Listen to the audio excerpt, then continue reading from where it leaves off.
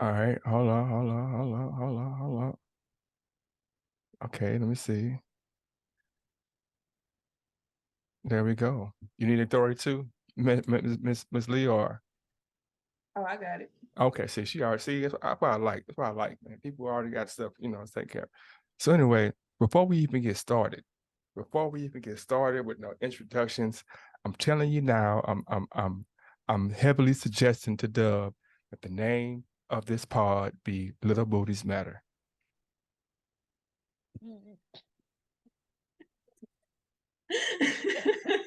That's I'm gonna start there. I'm with you, man. You just make sure you remind me. I'll make sure it's that. You know what I'm saying? But man, you know what? What's I've up? noticed something. I've been listening to the past podcast, bro, and the one thing that is missing is that you I stopped asking like the most important question before we even start the pod, bro. Oh, you talking about what's the name of this Let's begin podcast? the story. I ain't your average cat. I slap box with lions. Ever since the 5th grade, kickball with tires. Made a mini fortune off a ripped off appliance. Money when it's stove back, hit dog with irons. Boogie need to find God. Shit dog, I'm trying. That's why I robbed the Deacon house. Man, quit your lying. I did it. Brand new. H-Town's finest, the 16 Shots podcast with Young James Boogie and AR Dub. I know you're gonna dig this. I'm gonna start with Dub because you probably got the loosest hips out of everybody on here. What's your first memories of dancing? Like, when's your first memories of like just dancing? Like, when is my first memories of me acknowledging that I am now attempting to dance Yeah, just on dancing. purpose? Yeah. Probably middle school. I was maybe like in the 6th grade or something like that, and I went to like a little dance with them Thomas boys. Matter of fact, you know what I'm talking about. We all went to like this little dance in the tray, and I found me like a little older female, had like a little dance to the Black Street. I even remember the song. You know what I'm talking about? Cause You telling me that you ain't had no memories of dancing until you was in the 6th grade? no, I mean I'm pretty sure as like a toddler and a young kid, I probably did a dance, bro. But I don't have like no memories of going to camp, doing no camp dances and no shit like that. Oh, okay. Well, Miss Lee, when is your first memory of just dancing? Elementary school, like 2nd grade, Yeah. courtyard battles. You was already battling, okay, Oh at yeah, 2nd grade. Okay. So yeah. It I started said real young, real competitive. Real.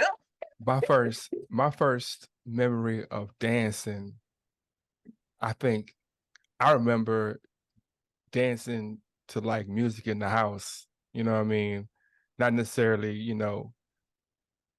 trying to impress anybody, but I remember my mom not really being the best of dancers. This guy here. Not being the Man, not don't pay being attention to me, man. You know what I'm not talking about? not being the best of dancers. So what I'm saying, or not even not being bad, but just kind of having her own kind of Elaine type rhythm, you know what I mean? And kind of being, the foreign factor in it, you know what I'm saying? So she had a different rhythm. Not that she was awkward, but it's a different rhythm than the rhythm that I would see, that I would see, that I would see, that I would see, that I would see, that I would see, that I would see, that I would see, that I would see on as a youngster or middle school or high school. If this song came on, I don't care where I'm at, I'm finna cut a rug. Maybe not a song, maybe a video game, which was Dance Dance Revolution. Oh man, you the one on there with the Yeah. Yeah. But hold on, this is the most And they important had question. Crazy on there with Gnarls Barkley, and they would remix it and put all the that was fun. This is the most important question. Were you like a teenager or a young adult? I was young. I was Damn. a youth. I am 24. Boogie, we was grown. We was grown by the time that shit came out, bro. Yeah, I was a Dance little Revolution. baby. Yeah, we was grown. We was grown. No, I remember Yes, that. we was. Hold up, you Dance talking Dance about Revolution? We were grown. you talking Dance about Dance Revolution was a whole You talking about era by itself. I remember going as a teenager, or a teenager going to the video arcade and them having the dance thing, and I used to always make fun of because the Asians, they wouldn't have a rhythm, but they just have quick feet because what your top didn't matter. All that mattered is that your feet hit the spots at the right time. So they'd be on there just doing the step thing, and their body be doing, and great job, good job, excellent. When we were teenagers, bro, there was some form of a game like that. Yeah. Dance Revolution, we were adults. I don't know. I just know that it was the same game. I thought it was like, I know the newer one is the one that you don't have a pad. It's just, it goes to your body, right? Mm-hmm. But the older one, they do Wii's now. Yeah, with the Wii, yeah. But the older one, it was like 16 or 16-foot pedals on the, and you had 2 rails so you wouldn't fall. And it was side by side in the arcade. It was a big game, probably about 16 by 16 feet or whatever. And I remember that when I remember as a teen, definitely a teen, maybe even younger, but yeah. Dance Revolution, man, ooh, we came a long way. Maybe I didn't get out much. I like Guitar Hero more than Dance Revolution or any dancing game. I like Guitar Hero a little bit though. What's your Guitar Hero song? Oh, it's the Santana song. That's the only song I want to play, bro. Which Maria Maria? Nah, it wasn't Maria Maria. It was the other one. It was like damn, I forgot the name of it. What, Do You Like the Way with Lauryn Hill? Do you like the way that is going down? Nah, I was really no singing in the song. It's just guitar shit. Oh. That's probably why I was on Guitar. It's probably why I was on Guitar Hero. Santana. There were no real songs in it. I like to go look up stuff, man. Santana Guitar Hero. Let's see. I can tell you the song right now, bro. Okay, hook us up then. While you talk, you know what I'm saying, I'll let you know because I like the song so much. I actually haven't, Yeah. You have it in your playlist? You run around jamming Carlos Santana? That's what's up, man. I didn't got off task. There you go. Black Magic Woman, bro. No, I got a black magic woman. Yeah, that's it. That's a great segue, as you say, Black Magic Woman, because I wanted to ask Ms. Lee, in your battles, were you ever battling? So the first time I really thought to myself, like, man, well, first off, growing up, like, even now still, like, you kind of try to dance your way into a woman's or a man's, heart, like you have a girl or a guy you like, and you couldn't really just verbalize what's going on, so you wait to the school dance or to an opportunity to dance, and then you're like, oh, I'm gonna show her my move, and or I'm gonna show him my move, and he gonna be enthralled in my moves, right? And so, can you remember what Dub said the first time he danced, or his memory was dancing at a probably St. Peter's, the dance you talking about, Dub, in the tray, but it was I went with them Thomas boys. So yeah. Can you remember the first time you danced and you were directing your dance toward the opposite sex? And now they know. Middle school, yeah. 6th, 7th grade had to be. We used to roll. That was our thing. If you had your and everybody had to have. Middle school was like what? It had to be.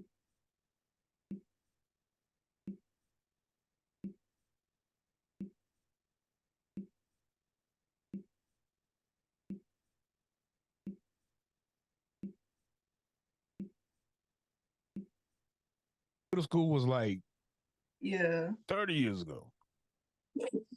Middle school. Okay, so for us, middle school. Okay, so I had the unique opportunity to be involved with middle school ever since I was in middle school. I never was not involved with middle school activities as far as like dances and stuff like. From middle school to high school to college to post, I've always been involved in middle school activities some kind of way. So I've seen how you know, the dance floor kind of changed over the years. Like I see what you're getting at. at one point, the dance floor was condensed, and they had to come through with the rulers. Like you got to be 6 inches apart. You know what I mean? Y'all can't be too close. They come with the ruler, and then when our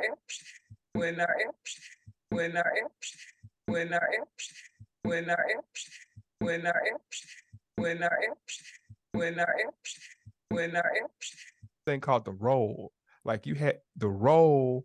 Man, you old, bro. I'm okay. I'm cool. But the role was like, so everybody had their own particular role, and that was kind of like your signature. Just like I remember my old G's telling me about the strut, and like in the 70s and 60s, you had to have your own strut. Like when you walked, you couldn't walk like the next person, and that was part of your personality. So if you ever watch like a blaxploitation film, you'll notice that Willie Hutch don't walk like Dolomite. Dolomite don't walk like Superfly. Say it. He don't walk like Black Dynamite. Go ahead and say it, bro. I mean, that's not black. That's newer. But I'm saying like that's that newer was blaxploitation. You know what I'm talking about? You had to have your own, and the more unique your strut was, that would signify Jews. That would signify Jews. That would signify Jews. That would signify Jews. That would signify Jews. That would signify Jews. That would signify Jews. That would signify Jews. Specific. It could be anything, you know, specific to you. But it was really just dry hunching. You know what I'm saying? You know what I'm saying? This is dry hunching, and you just found unique ways to dry hunch. And then, like I said, as the music kind of changed, then you had that era where the kind of You Got Served era where like it wasn't no dry hunching. You was trying to Omari on that thing, you know what I'm saying? Everybody had their own routines coming, you know what I'm saying? Kind of like I know that had to be a fun time because we was straight. It was straight twerking growing up. That was like gas pedal. You got freaking Beyonce, not Beyonce too, but Nicki Minaj, all the twerk music. That was okay, yeah. My middle school, high school era was like twerk, like what dude name? I can't think of her name. That's crazy. David Guetta, maybe? Around a lot, but Tiger. There you go. Tiger made a whole bunch. Yeah. Oh yeah. Made all the first music. Soulja Boy. Yeah. We had the Superman era part, like elementary going into middle school, and then after that, work. That was a throwback though, because if you think about it, in actuality, the Superman era was like kind of like a throwback to the early 90s, because in the early 90s, like it was a name for every dance. You had the Cabbage Patch, the RoboCop, the Kid and Play, like, and you could string together 4 or 5 songs that were like the butt, doing the butt, ow, you know what I'm saying? And you would as you were dancing, it was call and respond with the dance, you know what I'm saying? Push It, Salt and Pepper, you know what I'm saying? These were literally kind of like, go ahead. Look, let me ask you a question. When these dances you just spoke of, like the Salt and Pepper and doing the butt and all of that, where were you at in life? Were you like in middle school? Were they playing these songs at your middle school dance, or where were you at in life? Well, man, what's so interesting and unique, I've been thinking about this all month, is that, you know, every year, every decade or so, an era dies, right? Or the core of an era dies. So what I'm saying is, like, it ain't gonna be no more pimps like it was in the 70s. It ain't gonna be no more musicians like Marvin Gaye. It'll be replicas of people who resemble, but when Marvin Gaye and Luther Vandross and those guys were on the radio or making music, that era and that essence died in 89, 90, right? The era that I grew up, like the Screw era, died with Screw pretty much. And even if he was still living, like it's no more going to I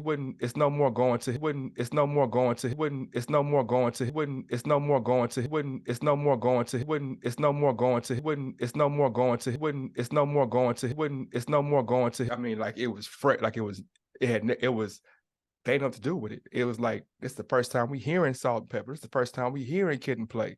this Kid and Play got go-go in there. Like, what? You hear them bongos in there? And this was going on in your middle school dances? Yeah. Yeah. Damn, you old, bro. Yeah. Kid and Play.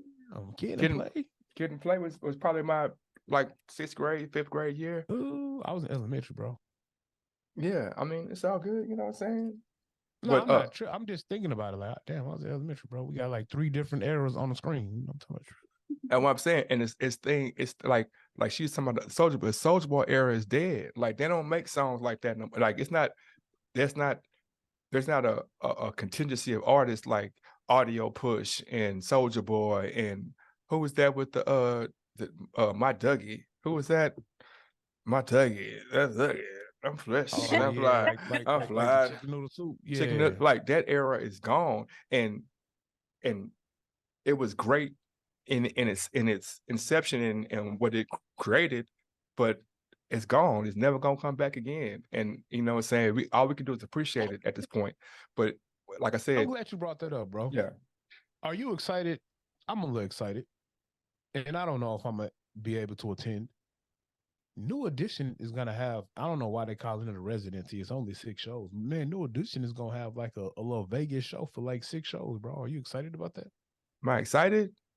Yeah, bro, it's New Edition. I don't know if that's the word I would use. Excited.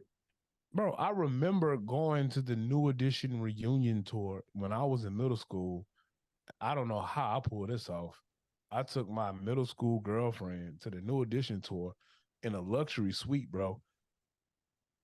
By ourselves. I don't know how we pulled it off. That's because you're a fly guy, man. That's stuff you do, man. You've always. I don't know if it was appropriate for teenagers in middle school to be at the New Edition reunion tour by themselves, but we did. We pulled it off. I don't know how I pulled it off, bro. I mean, that's what I'm going to say. Like some of the things that you were able to do, it's because of the time, bro. And it was a different time. So certain things were You just come back with a whole different Hold on. You do that. You know, and the funny thing is, you, Miss Litwood are the fashion guru on the screen right now. You make your own beautiful clothes and all of that, but yet and still, he is going to be the one that's going to have at least 4 or 5 outfit changes. Tell you that. Right. You know, the great American poet, Rakim said, "Don't sweat the technique, man." That's all I'm gonna say. I'm gonna leave it at that. You know what I'm saying? I had to It would have been real jiggy but see, it would have been real jiggy since we was talking about like eras. Yeah. If you would have came back with no undershirt pause and then the jersey on backwards. I mean, I know everything's to the back with a little slack because inside out is wiggity whack. But you know what I'm saying? I started to because you know I do have the Smith on the back. You know, I do have Will Smith. But anyway, hey, them Bel-Air jerseys kind of fly. I ain't gonna lie to you. They kind of fly. Thank you, man. I you know I think I have a problem, but we'll talk about it another day with the jersey buying. Yeah, like so the era I grew up, like when I was coming of age, that's when hip hop was coming of age. Like it started way before I was born, but it came of age as I came of age. So I grew up with Eazy-E, Ice-T, and you know, and as it progressed went from Fresh Prince to Rakim, from Rakim to Tupac, from Tupac to DMX, like lived through those eras, you know what I mean? And it's like anything in the world, when it gets to a certain point, now you're just pretty much replicating, you know, or you're fine tuning. It's not like Jill Scott and the Philly sound came out. Now they're trying to recreate that sound. You know, Music Soul Child and the Soulquarians and these people that came out in the mid 90s, you know, early 2000s. 2023, they trying to recreate that sound. So you get these Ari Lennoxes and these other newer artists that are trying to recreate. And that goes across any platform. You're talking about clothing, you're talking about music, you're talking about, you know, dress, you're talking about hairstyles. Like I look at these kids with their flat tops, I'll be like, man, y'all don't even know how to rock a flat top, man. I'm bald, but still, y'all don't even know how to rock a flat. Y'all don't know how to rock a fro, really. Y'all ain't never seen them I'm bro put just together. talking about that. Like it's not a lot of innovation. Even like movies, really across the board, like you don't really see anything that's different or it just doesn't grasp your attention. It looks kind of recycled. It Mm, feels kind of recycled. yeah. I think that's why Marvel did so good for 15 years, and these comic book movies did so good because there weren't any more like original movie ideas out there. It was like reboots and recopies of stuff. You know, Mhm, a lot of you know, mhm, a lot of you know, mhm, a lot of you know, mhm, a lot of you know, mhm, a lot of you know, mhm, a lot of you know, mhm, a lot of you know, mhm, a lot of you know, mhm, a lot of you know, mhm. a lot of. I That mean, was my it's really favorite. cool. My favorite like cult. See, I used to always drop lines in our rap career. Phil. I used to drop Colt Seaver bars, and people wouldn't really catch them sometimes. You know, what I mean, like I pull stunts like Colt Seavers, and people are like, "What?" Like the Fall Guy, man. The Fall Guy was, I might jump from an open jaw bridge or Tarzan from a vine. Hey, speaking of movies, have any of you guys watched this Five Nights at Freddy's movie? The Five first one or the Nights at second one? Or the one that recently came out now? Is that the one with the? I think that's the one I saw. With the little fake ass Chuck E. Cheese animatronics? Yeah. I saw Yeah, it. you saw Which it. one you saw? You saw the Right. one with The one that Nicholas. came out. Oh, you saw the one with Nicolas Cage? No. Nah. This is something new that came out around Right. Halloween about essentially it's a fake ass Chuck E. Cheese. That thing But was trash. I know But it's the same. about It's the same thing. What I'm saying is, it's literally like the same characters, the same premise as a Nick Cage movie that came out like 2 years ago. Like the same character. It's the same. It's just like the second. It's like part two. Yeah, I didn't see the Nicolas Cage one. I feel like that one might have been executed better. I Just is the off mean, of Nicolas Cage one where he just was randomly in a spot and he was fighting off some people. nah. That's all his movies. But he was a drifter, came into town, they towed his car, and it was like, in order to get your car back, you got to stay here for the night. And if you stay here for the night, then you can get your car back. He stayed there, and of course, Freddy's was the haunted thing, and he ended up, but he didn't say he Nick Caged it far left, but he didn't say much. He was like silent, deadly type. I don't talk, I just kick ass type. It was all right. It was So all right. I remember seeing a trailer for that, but I didn't see it. Now I know Five Nights at Freddy's, the one that came out on Paramount Plus, is Mhm. based off of a video game and some books where essentially a serial killer kills some kids and hides them in animal. That's what I'm saying. It's the same thing. Like it Same was, premise. yeah, I same. gotta check it That's out why now, it's the then. same. Like the killer was. He was at a certain time of night. The thing come on, and Nick Cage didn't know. So, but he ended up. I don't want to tell the story, but I mean, you probably know how it ends. But you know, it's all right. I It feel was like all it right. had more potential. Yeah. Like it had potential to be a good movie. I just don't think the execution was there. I was literally having a whole debate after it, and it was like, oh, it's based on a video game. I'm like, but video games have really dope storylines, so you can't. It's all an execution at that point, and I See, just feel like it could have been executed better. you're right, because the storyline is kind of when you. That's why I end up watching the movie because the storyline itself is kind of dope. I think the actors could have. You could have had a slightly better acting, maybe some better writing to actually tell the story. I think it was kind of rushed too. It Like it, it was it rushed was just kind of because like, oh, boop boop boop boop. exactly. Yeah, Okay, it was it's like you get yeah. it's like the story is progressing and you like, oh, this shit kind of dope. And you trying to connect the dots and I knew it was something off with the little job helping dude. And then next thing I know, bam, animatronics is killing somebody and befriending little kids. I'm like, hold on, bro. You I could want have to. eased me into this a little bit more. But Yeah, and just to put a cap and put like kind of a perspective on the reimagination of all these new things. I think that it was bound to happen, and it's been happening all through time. But let's say, Hamlet, to tell Hamlet or to produce and the production of Hamlet in 1822 is one thing. 1922 is one thing. 2022 is like, as technology advances and you're able to add, something like, you can do the same movie over, but like where Superman how he was flying with Christopher Reeves, when you put that on the news, like, man, it's so much better. The graphics and the ability, what we could do, visually is so much better. It just takes them a while sometimes to find the right actors, because it was Spider-Man movies out in the 70s.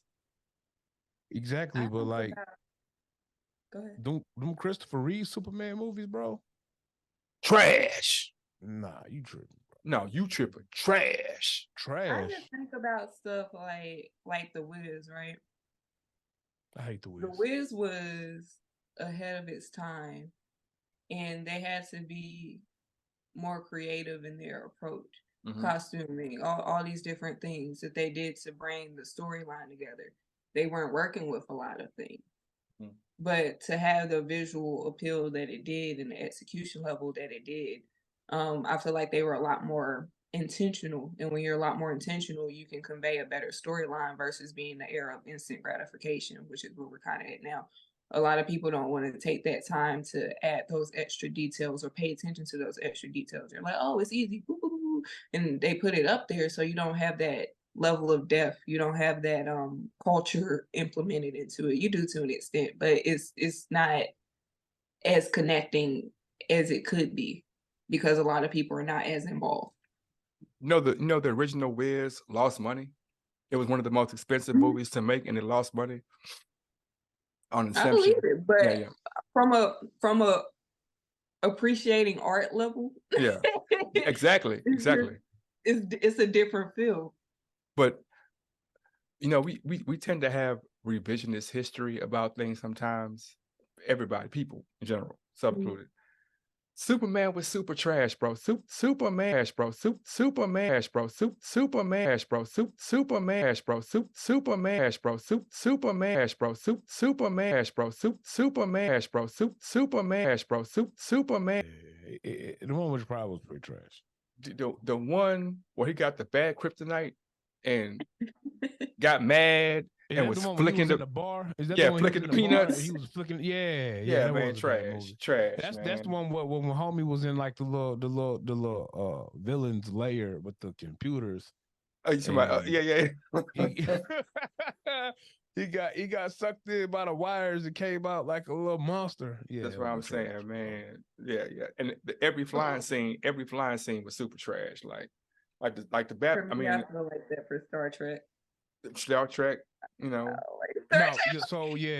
new Star Treks are better. But now Star Wars, to me, is one of the ones where the original ones were better than the new actual movies. I mean, everyone's entitled to their opinion, so I'm not going to say. I'm going to do a dub and say your opinion ain't wrong. But no, I think that the older ones are good.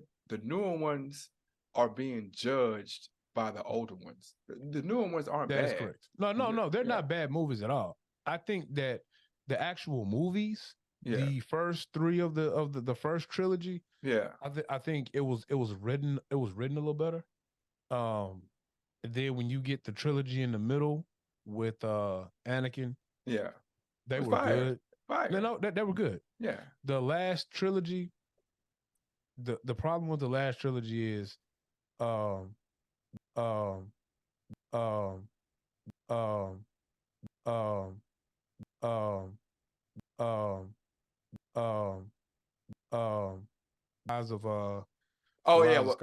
with the with Kylo Ren and all of them. The middle movie was kind of fucked up.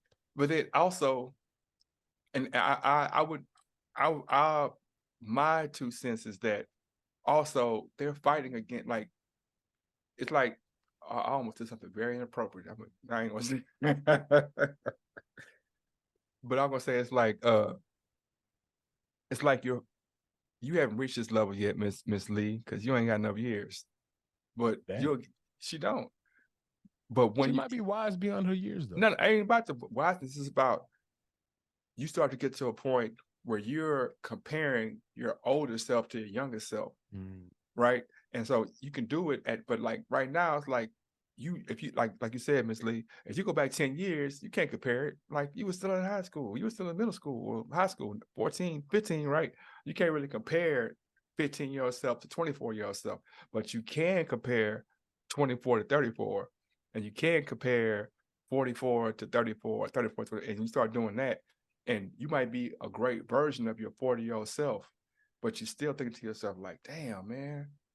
And people say all the time, 10 years ago, I would have blah, blah, blah, blah, or I would have been able to blah, blah, blah. But now, not that I can't do it, but there's so much information and so much fear that I ain't going to even do that. Like, not that I can't do it on any level. Oh, yeah, I can do this thing that I did 20 years ago, but I got fear of hurting myself, of putting myself in a bad position, putting myself in a bad position, putting myself in a bad position, putting myself in a bad position, putting myself in a bad position, putting myself in a bad position, putting myself in a bad position, putting myself in a bad position, putting myself in a bad position, putting myself in a bad position. That fence, you would jump over that fence, or I'm jumping that fence. I'm 14. You're like, when you're 24, you're like, hold up now. I might fall because I didn't fail before trying to do it when I was 14. So now you have a fear of, your fearlessness of youth is that's the greatest part of your youth and the worst part, because you're fearless. You're at probably 15 to 25, you fearless. Man, what? Anything, whatever. But then you get to be 35 and 40 and you're like, oh, I don't know, man, because you've had those failures and you know what it feels like to have that failure. You know what I mean? Right. But see, I don't think that's fear though. I think that's learned from experience. So I learned when I was 15. Yeah, I at 15, I was crazy enough to think I could clear the fence. Yeah. And then, I tried to clear the fence and, it was a bad day. Yeah. So now that I'm, 40, well, I know I can't clear the fence. I got to find a better way to get around the obstacle. So it's not fear. It's learning from the mistakes. Maybe. Because I feel like there's things physically and emotionally that I can that I can do that I could try when I was 15 that I could still try now. It's physically, emotionally, however, whatever box you want to put it in. But just that fear of knowing what happens when it goes wrong. It's not about I feel like it is a fear factor though, because it's like you don't know the owl is hot till you touch it. Exactly. And then you touch it and you feel it, and that, I think that's where that decision making factor comes in it. So it's like, okay, do I want to keep doing this with the potential to be hurt, or am I just gonna be like, nah, I'm just leave it alone in totality.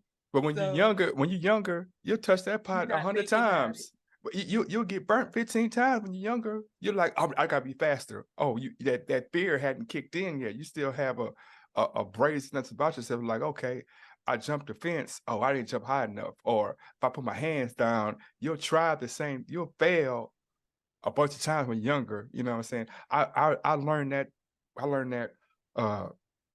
I remember when we were young, we used to go to the elementary school. I was elementary still, but even elementary, middle school, we used to go to elementary school because they had one low goal and one high goal. So we go there and we, on the low goal, we try to do everything in the world. We try to jump over, we trying to jump through people. And so the next day at school, we'd be like laughing, like, I got a scar right here, I got a scar right here. Oh, I fell, da, da, da, da, da. And now when I got to college, like, no, we ain't doing that no more. You know what I'm saying? Because I even though I'm physically more fit and I can do these things, I've had those years of knowing what happens when I do it. Even if it's successful, I still have scars and but that youthfulness is fearlessness, man. That's why people that are 25 get in cars and go 100 miles an hour. You know what I'm saying? Or I'll try that cocaine. Man, it's just cocaine, or whatever it is. You know what I'm saying? It's just a little cocaine. It ain't gonna hurt me. It ain't gonna kill me. You know what I'm saying? You're like, well, I still do that now. you know what I'm saying? Little cocaine. Not the cocaine part. Not the cocaine part. Yeah. Oh, man. I still will go. I get what y'all saying. I just don't look at it as fear. Like the analogy of the stove. You know, stove's hot. First time you didn't realize to put your hand on the burnt shit out your hand. I'm not afraid now to put my hand on the stove because in my mindset, I've experienced the worst thing that could happen. I put my hand on a hot ass stove with a hot ass pot, and I had a 3rd-degree burn, and it took me 4 weeks to heal. Yeah, I've been through the worst thing that could happen. So now I know that shit's hot. I got to find protection to protect me from getting burned. Yeah. I'm still going to do the same act that I was doing of handling said pot or stove. Yeah. I just know how to handle it now. Same thing with jumping the fence. I tried to clear the fence when I was younger, clear the fence when I was younger, clear the fence when I was younger, clear the fence when I was younger, clear the fence when I was younger, clear the fence when I was younger, clear the fence when I was younger, clear the fence when I was younger, clear the fence when I was younger. But I get what y'all saying. That's way wiser than most 15, 18 years. That's 100%. When you 15 to 18, you don't fucking know no better. So you know better. Sometimes you don't know no better, bro. Sometimes I do not know better at 15 to 18, and I did the shit, and after I did it, and it was a bad outcome or a bad day, or I survived it, but I got the scars to prove it. Yeah. Now I know better. So now I know I still can clear said hurdle, but it's a better way to clear it than what the fuck I tried to last time. Yeah, that's super wise for a bitch. I mean, I just feel like that's super wise, man. I'm just thinking about that is super. That's if people were that wise. First off, let's like this here. I'm not speaking about at 15 though. I'm speaking about like now that I'm older, like 30-year-old me or 40-year-old me. Like now I know how to clear said obstacle because I bumped my head enough when I was younger and figured it out. That's what I'm saying. Oh, okay. I'm like, I ain't saying at 15. No, fuck no. Yeah, the insurance companies already know. Like, man, I don't care what's going on. If you just age to that age, we're gonna charge you double, man, because we know you're gonna make bad mistakes. Like, I don't care. You know you shouldn't speed. But you're gonna speed anyway, because that you're fearless. You know what I'm saying? You might have had your best friend die in a car accident. You still on speed. You know what I'm saying? Because you just fearless. But anyway, let's go to I'm gonna get to talk about, you know what I'm saying, the person here. I know last time we talked, we kind of focused on your managerial, you know, the aspect of how we knew you. But I want to talk about, you know, the everything that is you. So we're gonna talk about a little bit of fashion. I mean, we talk about everything, man. We're gonna talk about everything, but I want to just let the people know a quick, short bio of, you know, of the things that you are doing and planning to do. That's tough. I've shifted my focus mainly on building my clothing line, really lifestyle business, because I've kind of dabbled in the pillows, all these different things. Just allowing myself to experience and express all my gifts that I do have. Like, I have a lot of different skill sets, and I'm just pushing myself to challenge myself to expand and be all the different things that I can be, no matter what that may look like. Do you need a motto? Auto.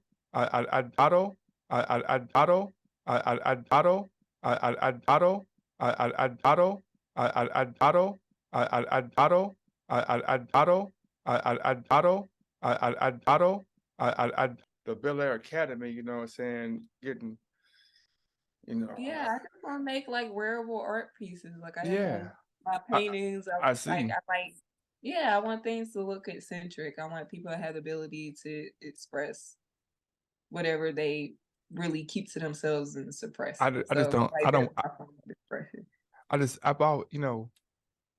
had a short stint where I was, well, not a short stint. I guess it was a period when I was gonna go to the Houston School of Performing and Visual Arts. Mhm. And, you know, my artistic prowess wasn't pretty, it was kind of wide, you know what I'm saying? And it might have been, it was just wide, right? So it might have been visual performance, it might have been some print art, it might have been some drawing, some painting, all the right, fashion, all that.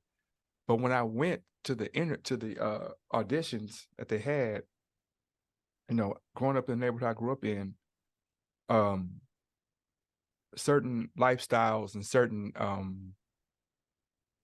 ways of presenting weren't as we weren't cultivated to deal Mhm. with certain types of lifestyles and ways presented. So, and you know, once again, that young and young ignorance and that young fearlessness and not understanding, I'm like, nah, I can't be here, man. I can't be here because I'm gonna have to beat him up at some point. Me and him gonna get into it because he gonna do something that's gonna, I don't like the vibe and I had that, which is crazy. I hadn't had the same issue with an adult school I did choose, but I very much think that the eccentricness of art is 100% in line with the eccentricness of the art. I can't say that word, of the artist. You know what I'm saying? Mhm. And sometimes people who aren't of that guild don't really get it. You know what I'm saying? Don't Yeah, really get it. I can see that. I'm in Mississippi now, so the first shop that I did, pop-up shop I did was out Mm, here. mhm, And it is a different atmosphere and it is a different demographic. mhm, But I feel like that's the thing that's meant to challenge me to see if like, okay, is this the path that you really want to walk? mhm, I just posted a video a couple days ago and I was just talking about life being a game of focus and how life is a game about attention. So it's not that people can't experience the things that we have to express. mm, It's, are we being intentional enough about our line of thinking, what we're allowing to get our attention in order to produce those things, just like you were mm, talking about. Yes, those distractions and things were present, but you went through the same thing no matter what place mhm, or what something looked like, you were still going through those same challenges. mhm, So it's not about location. mhm, We could make it about that, but that's because we want to make excuses for ourselves. It has nothing to do with location. It has to do with, okay, am I going to allow what someone is saying or these ideas or even what myself internally is telling me about this thing to keep me from showing up? yeah, Because at the end of the day, we're gifted ideas and we're gifted resources, and you know, we have this direct connection with creator source, however you choose to see yeah, it. We have this direct connection and it directs us. It's like, hey, do this, or hey, here's an idea. The thing about it is are we going to be obedient to that voice? Are we obedient to our ideas? Delayed obedience is disobedience. We prolonging the process mm. Talk your shit, queen. that we don't have to. Like if we do it now, if we allow ourselves to be focused and be in the moments and fully embody where we're at and not get so wrapped up in where we going or where we have been previously, we could fully embody and enjoy what this moment has for us. And I think for me that's the biggest lesson that I'm learning, because I've gone through a lot of shifts. I went from doing what I was doing previously to completely focusing on myself as an individual. Those are two hyper extremes. I'm in a totally different reality. Mhm, And you know, it's easy to be attached to a previous season or be attached to what people know you for, mhm, that you kind of face like this internal battle and you're like, okay, will I be able to still encompass this thing, or am I now attached to this identity? And that's why I allow myself to express myself in so many different ways, because I don't have to condense down into this box. I was gifted and equipped with too many things to just be this one thing or to Mm. just be attached to this idea. Because if I wasn't equipped to do it, I wouldn't have been granted access to it. So everything I have is everything that I need. And I have the ability to display that. And that's why I have so many different talents. And that's why I can, deliver, talk the way that I am. Go from painting or filming or dancing or sewing or writing or any form of expression. Mhm. It's just not allowing yourself to get off that path because so many things want your attention. Your emotions want your attention, your mind wants your attention, your heart wants your attention. Look, oh yeah, I want to love a person, I want to be with a person. Oh no, I don't want to deal with people or nothing. All these things are fighting for your attention. But Mm. it's just up to you to have that focus and say, okay, this is what I'm equipped with. What can I do with what I have right now? And don't get out of that moment. And yeah, you create beauty from there. So The great Lauren I was a Hill whole said, rant. "Nah, that's what's up." That's what's up. The great Lauren Hill said, "I'll get out of your boxes. I'll get out. You can't box me in." I almost thought that you got on the screen topless, bro. Why would I get on Team Box? I'm repping my Sonics, man. Sean Kemp. Yeah, but you got the green screen on and it's green. I see what you did there though. Like You what know I what did I'm there, talking about? man. Yeah, Like yeah, this yeah. is some real vain shit, to be How's honest that with you. vein, man? Because you got your face behind you on the green screen, which is cool. But then you opted in to go put on the green jersey that's going to put most of your face on your chest. So now you want us to look at your face on your chest and in real life. And I mean, that's some real vain shit. I'm not It's a, opposed to it. Like it's a. That's what I'm I'm vain saying. myself. I'm finna say, man, you better watch it. I've never walked past a mirror that I didn't like. So, I'm not really hating on it. I just thought that you got on here topless a little bit. And I was gonna say super pause. It ain't like I ain't got her talk before, bro. So I mean, I don't know. I don't remember those days. I mean, pretty I know much. at one point in time you wanted to be an underwear model. So Ms. Lee, once you get your men's Speedo line ready, he's gonna be your underwear model because he used to be an underwear model. I will not let you drag me down that road, sir. Nice try though. Nice try, No, but no, sir. we got the photos to prove it. You have no photos of me in underwear, sir. Whoa, pause, So what you my talking about guy. then? I never Exactly. said you were in underwear, but you come from that era, since we're on eras, where D'Angelo put out his "How Does It Feel" video, and I think you tried to reenact it a little bit, showing your man cuts and shit. All I hear is jealousy, man. That's all I hear, man. I'm not jealous of you, my brethren. I would never. So along the lines of man, I want to talk about man, I want to talk about man, I want to talk about man, I want to talk about man, I want to talk about man, I want to talk about man, I want to talk about man, I want to talk about man, I want to talk about man, I want to talk about Big Pips. That's Tila. But man, it's amazing to see how Mississippi has changed visually over the last 20 years. And because 20 years ago, Mississippi was 40 years behind everything else. I thought it still was. I mean, in ways it is, but in ways it's progressive. Meaning 20 years ago, you wouldn't find a bunch of dreadheads in Mississippi. 20 years ago, Mississippi was the Deep South, and it's still the Deep South. But there's a movement of pro-blackness that's moving through Mississippi.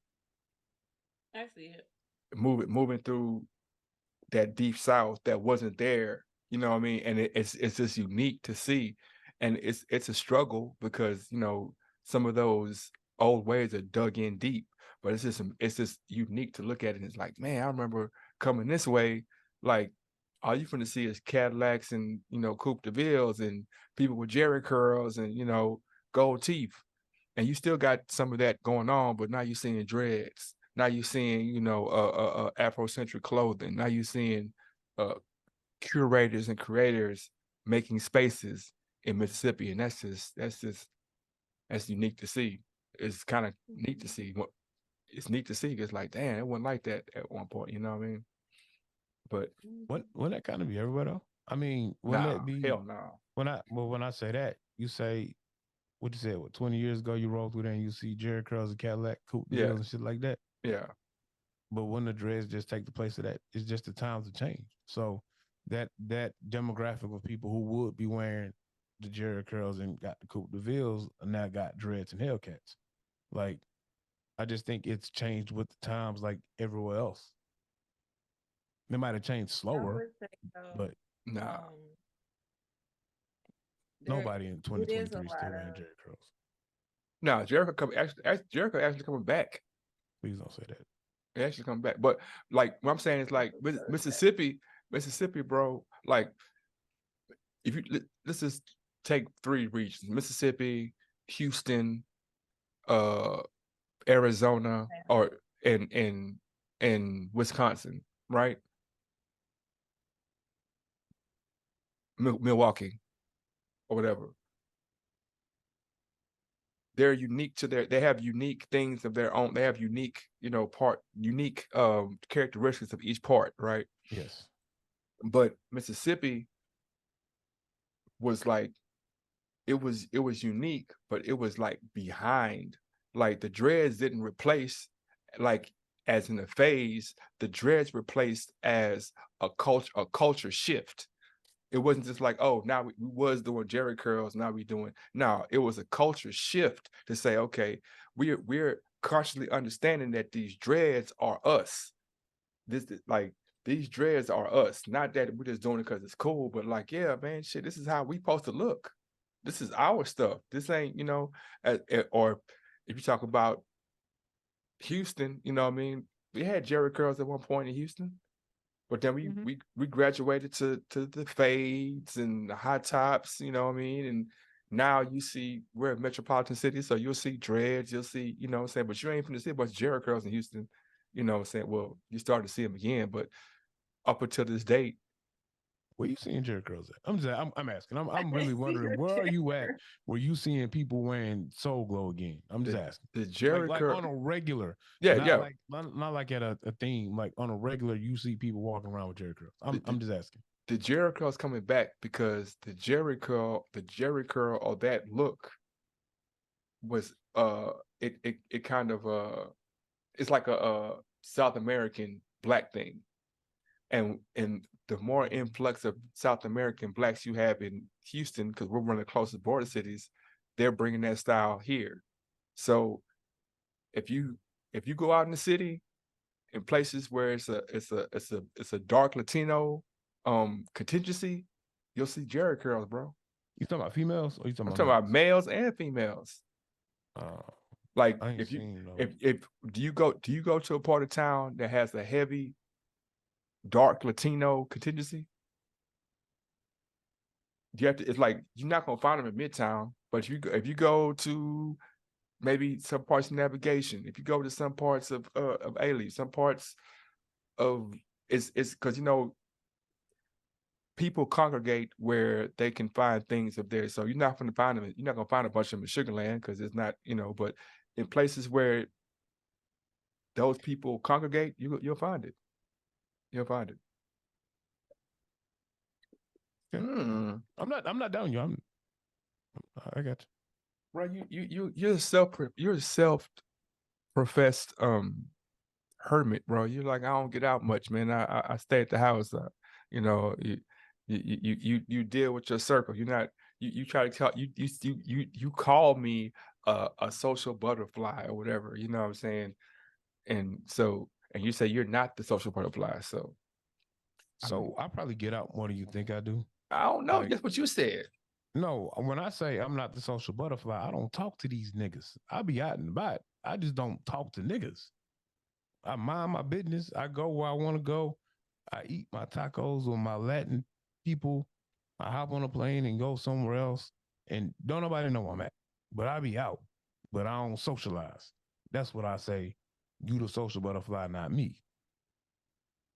Oh, okay. I'll be outside, bro. Just, Well, where you go? Where you go? Where's your Latin spot, man? Let people know where your Latin. Let people Well, you know. already know what's out of town I am. So, like you said, I hit navigation sometimes. There's a couple other spots over here. I go get the tacos at the taco truck where they don't speak no English and you got to pay cash. I'd be mad about that. It'd be some Latin people in Midtown. I go to like a little Latin bar. Latin people in Midtown. Yeah. Let's How see. often do you go to Midtown? I'm Let- probably in Midtown more than you though. But let's see yourself, man. do you Latin mean? people, Latin people in Midtown. Houston's a melting pot though, so it's I'm not not- like how it used to be. What you Now, mean? when you go to Midtown, like Midtown is full of everything. They got some Latin clubs over there, some fire like South American restaurants. So it's a mixture of everything now. When you go to Midtown, you got like the little Woodrow's bars. You got like maybe some of the white bars. You got like the Hartons, where there's a lot of black people go there. You got a couple of Latin dance clubs sprinkled in Midtown. It's a melting pot of everything. So, But they're not just living one. there. Uh, And what I'm saying is like, not true. what I'm saying is, what my point, what I was saying is like, if you go somewhere where this is where they live, their kids go to school here, they shop here. This is they're like a Chinatown or a Vietnamese spot or a part of town that's distinctly Latin. You know what I'm saying? Then the people that are there are going to be a little different from the people who are going to Midtown to go to a club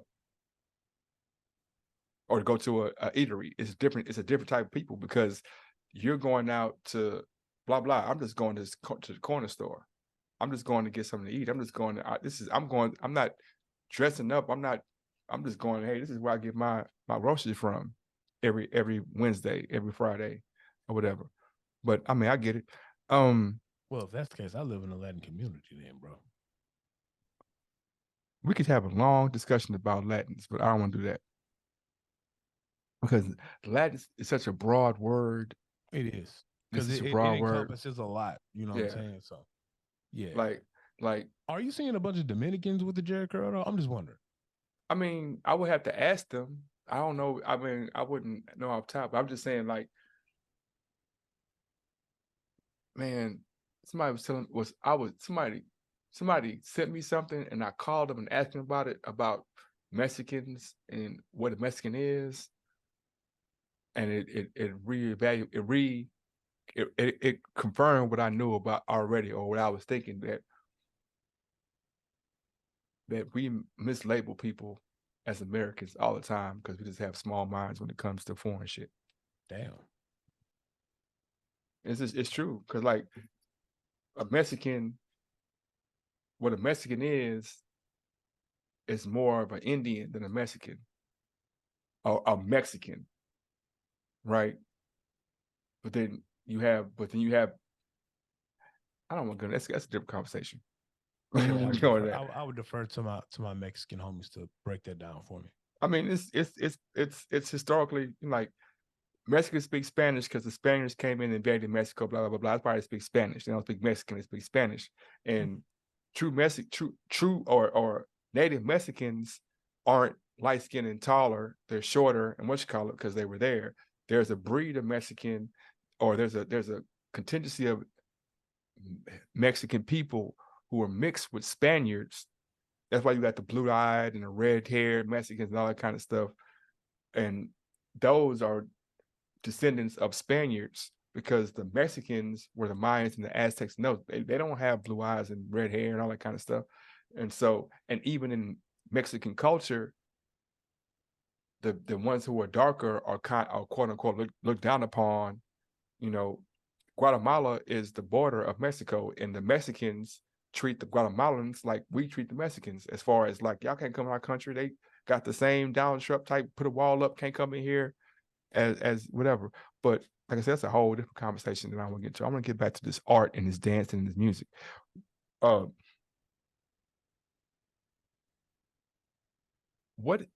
as far as dancing, have you ever created a dance for somebody Miss Lee, or have you ever choreographed a dance? Because I've seen you I pushing. collaborated on a product with my homegirl Tay Cheesy. We did a domestic violence event. What's her name? That's Tay Cheesy. Okay. Tay Cheesy. Yeah, she's from Louisiana originally. But yeah, we put together a contemporary piece. I say that's the most recent one. But that was for a domestic violence event. So that's on Facebook. I'm somewhat of a dance. I'm somewhat of a danceologist, you know what I mean? I don't want to show you too many moves, but I know you see the neck work. I know you see the shoulders. You like Missy Elliott? Yeah. I be thinking like I feel like she's overrated. I don't know. I just like.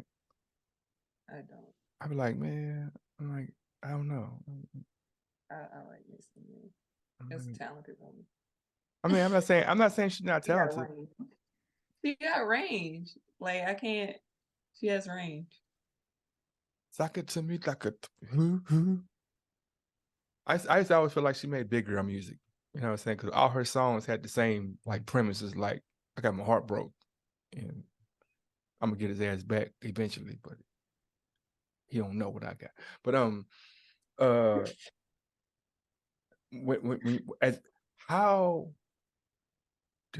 okay, two questions.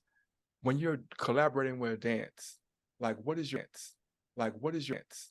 Like what is your dance? Like what is your dance? Like what is your dance? Like what is your dance? Like what is your dance?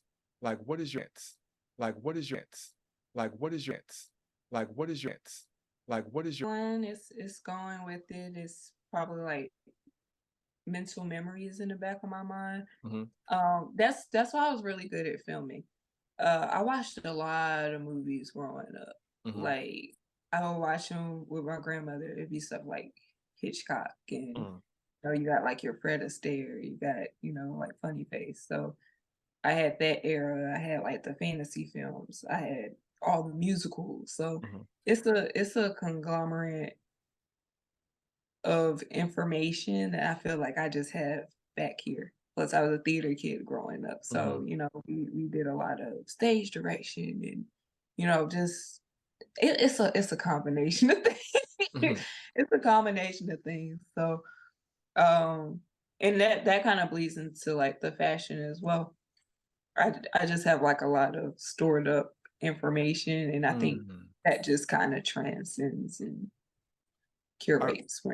My first, I think maybe 2 or 3 times in my life I've choreographed some stuff or been a co-conspirator in choreographing something. The first time I was a sophomore in college, and the dance team used to practice at the same time we practiced basketball. And I'll never forget this shit because it was How Deep Is Your Love with Cisco and Drew Hill and Redman, right? Rush Hour had just dropped. That was the hottest song of the world. Yeah, that was the hottest song that was the lead song for Rush Hour.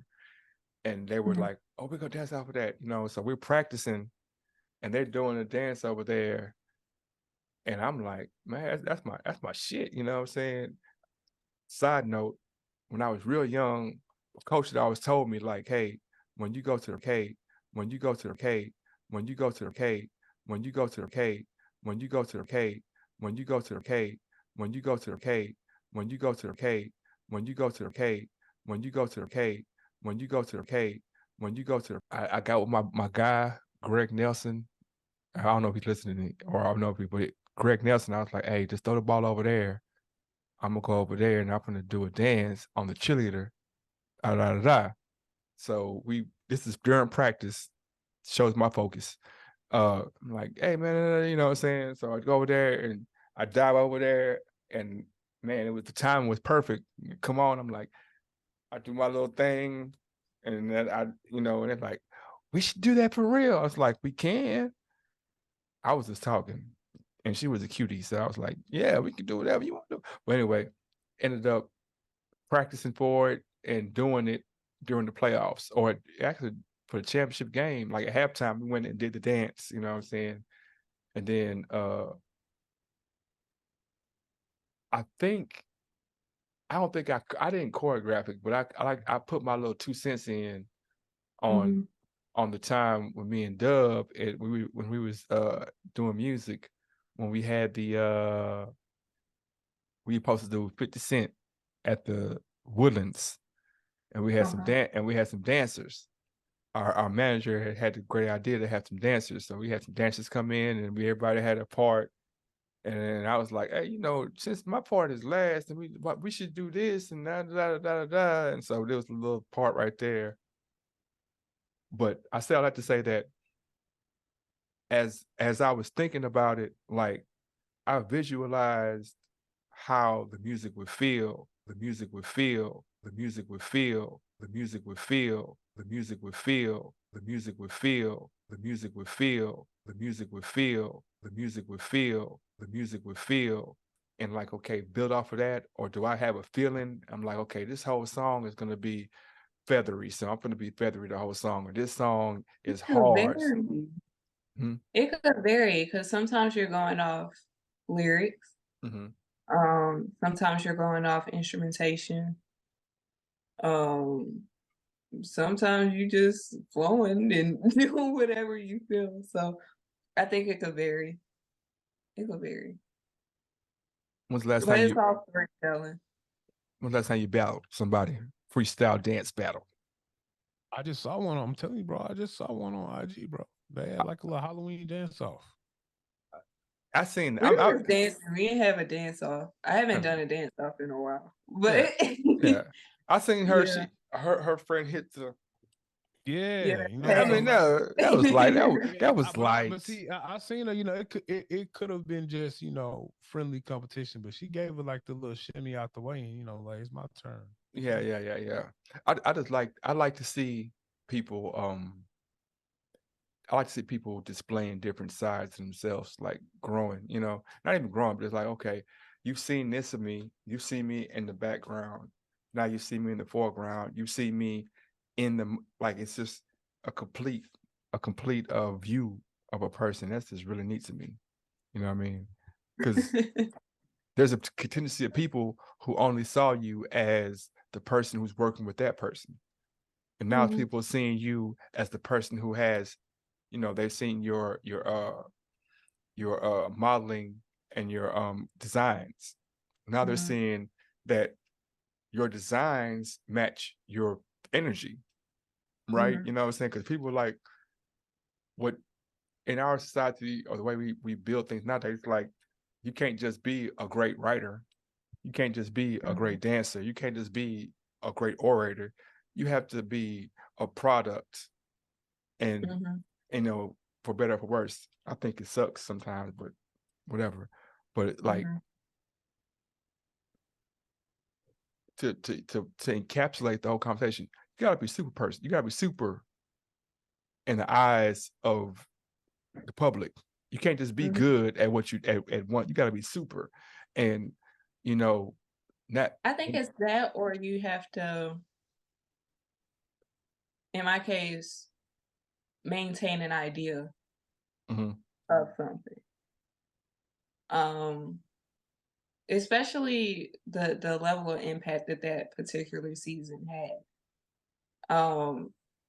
Not that it's seen across the board that way. I'm not saying that at all, but it's just, I'm attached to this idea of what it wasn't even that, but you know, I created an image factory in my head that this was something that I can personally have or seek after. Yeah. So now you're attached to this idea, you're labeled this certain way. And I've had a lot of feedback on that end too, because it's just like, oh, that's not how a lady acts. You're like, you're dancing and you're out trying to ride a party, and people are like, you're gravitating the wrong type of attention. All these different things. I got crazy feedback, and positive and negative, but it's just kind of like,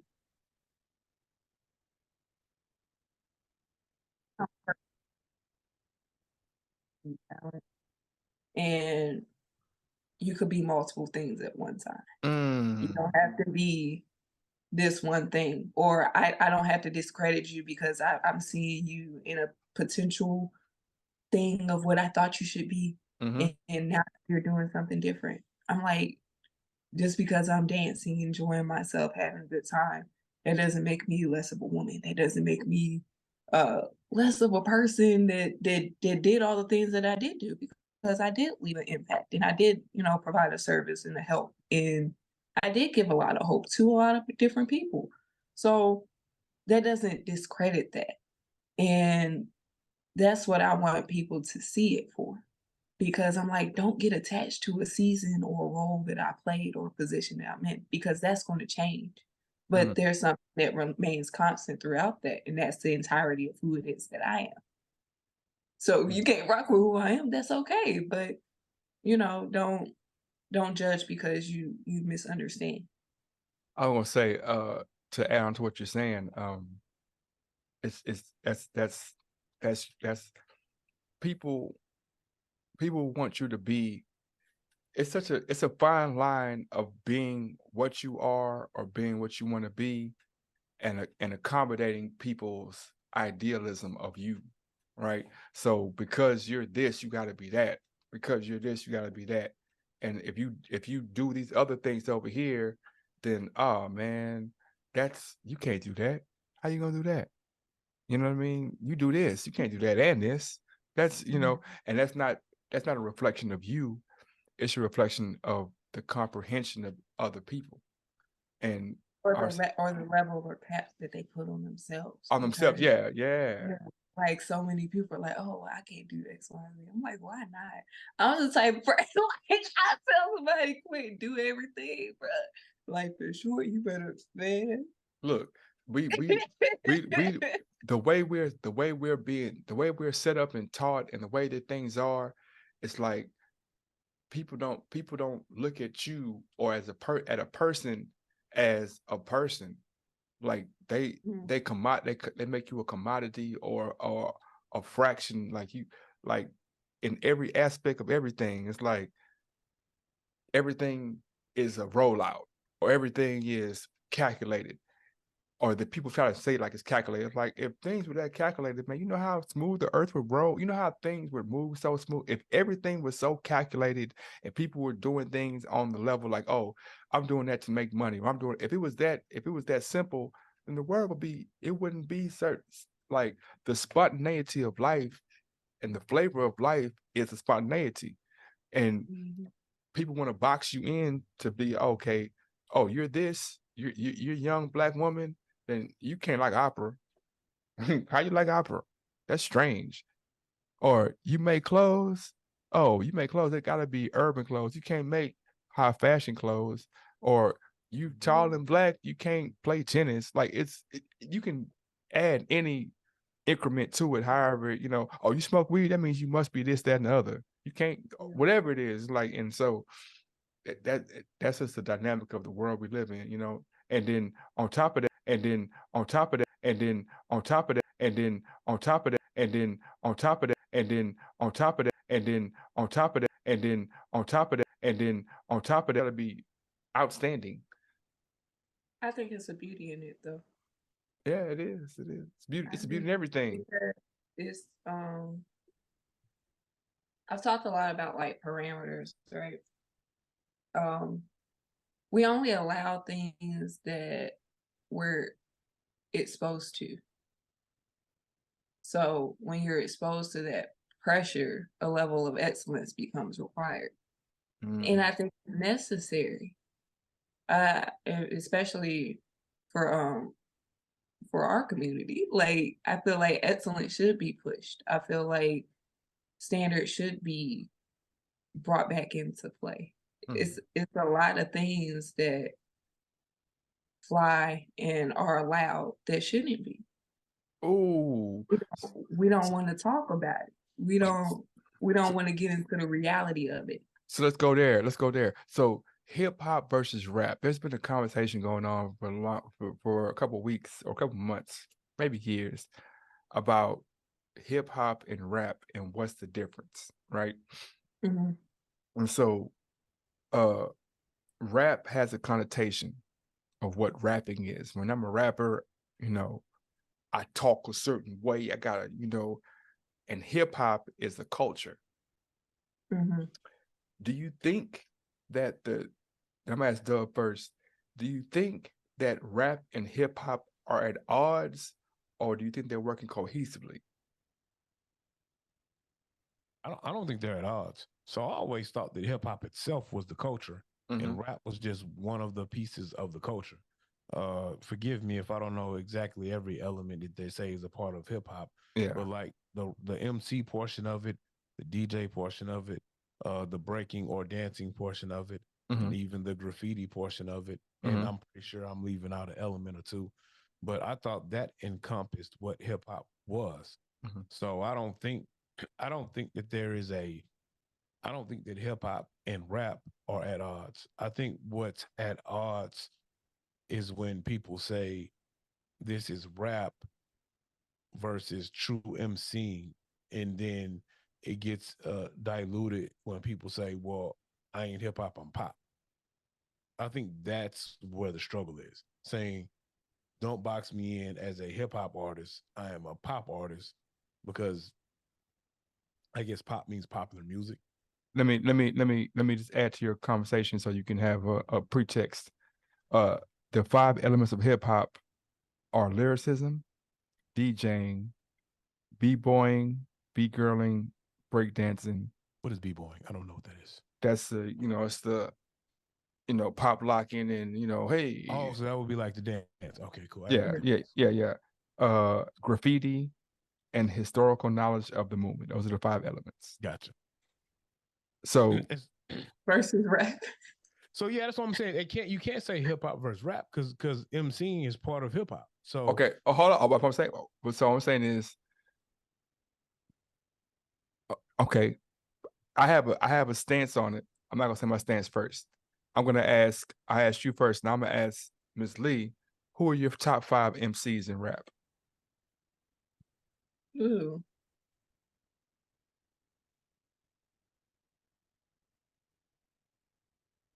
All right, man. I mean, it don't have to be So accurate. like Just five. You think of five, not your five top, but but five of your favorites, not your five favorites, but five of your favorites. of just out of all time frames or Yeah, all time frames. yeah, okay. Uh let's go with Andre 3000, Okay. 3 stacks. J. Cole, Okay. Tupac, raising a Okay. lot. Okay.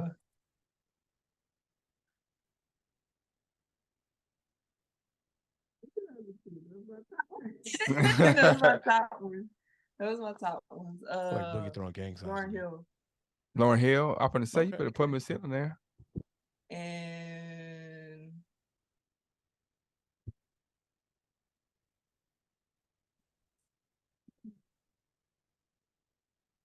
Boom, boom, boom, boom, boom, boom, boom, boom, boom, yeah, I'll boom, give boom. it to Missy. Yeah, but who? I'll give it to Missy. I Missy. can't think of the other one. Missy Okay. Elliott. All Yeah, right. I'll give it to I Missy. will say this before you give us your point, Bug. I Yeah. think that as an old nigga, I'll be stuck in my old nigga ways about what I do deem as lyricism. I think Mhm. the problem with it, the discussion now is some people are trying to exclude uh some of the newer upcoming acts or just and not just right now within the last 15 years, and they're trying to say it's not hip hop Mm. because they aren't allowing uh new people to come in and evolve hip hop. They want to box it into what they want it to be, and they don't want to understand it. Like everything, stuff evolves. So to Well, just them, they're like saying it's not hip hop, but really these younger artists are coming in, and it's just the evolution of what hip hop is to them. So Okay. that's where I think some of the struggle comes in as well. Okay. I So think it's more so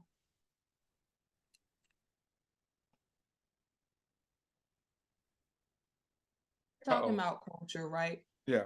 If we're talking about culture, we're talking about impact and the effect that it has on community.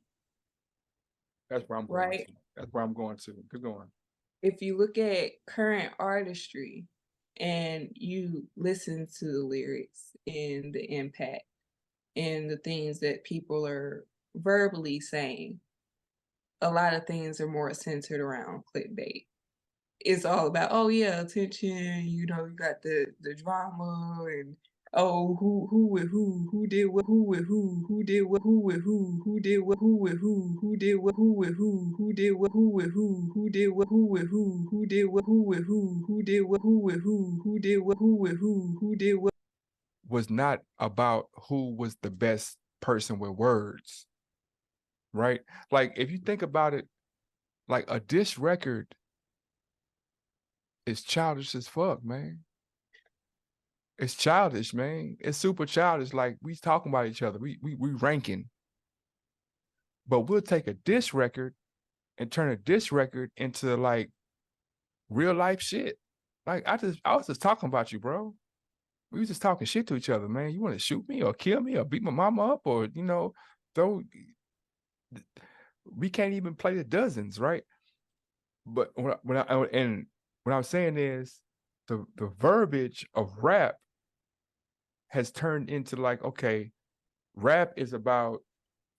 Hold on, let me ask a question right quick though. Go ahead. Because I like that point you brought up. So when you bring up the point about what has happened with the music for the diss record, you say you think the diss record is childish, and it's turned into us playing the dozens into now like real life implications. I'm talking from the get green. I'm saying from the get green. Hold on, I'm saying I'm standing on what you said with these real life implications where people putting diss records out, and we see it all the time now, more prevalent now than then, where people getting shot and killed over diss records and shit, right? Is that a reflect? Hold on. Go ahead. What do you mean, no? What are you saying all about? I'm saying no, they was getting shot and killed over diss records then. Okay, in the 80s. I get that. Yeah. What I'm asking you is that more of a reflection on the music, or is that more of a reflection on the environment? Like things that aren't about the music. Is that more of a reflection on maybe the street implications and the things that were going on behind the scenes that honestly have nothing to do with the diss record? It's more or less a byproduct of that activity that's going on. No. I think people are speaking where they come from, though. A lot of music is about where people are at. But like that's what makes the difference, because if I'm listening to something, I see like little kids, they like, oh yeah, they playing with the toy, like I'm about to shoot them. I'm like, okay. That's what I'm saying. So, what I'm saying is Kurt Cobain versus Juice WRLD, right?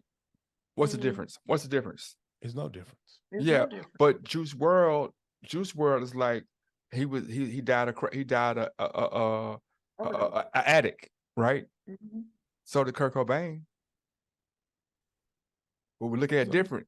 We look at it different because look how he displayed his addiction and look how he displayed his addiction, right?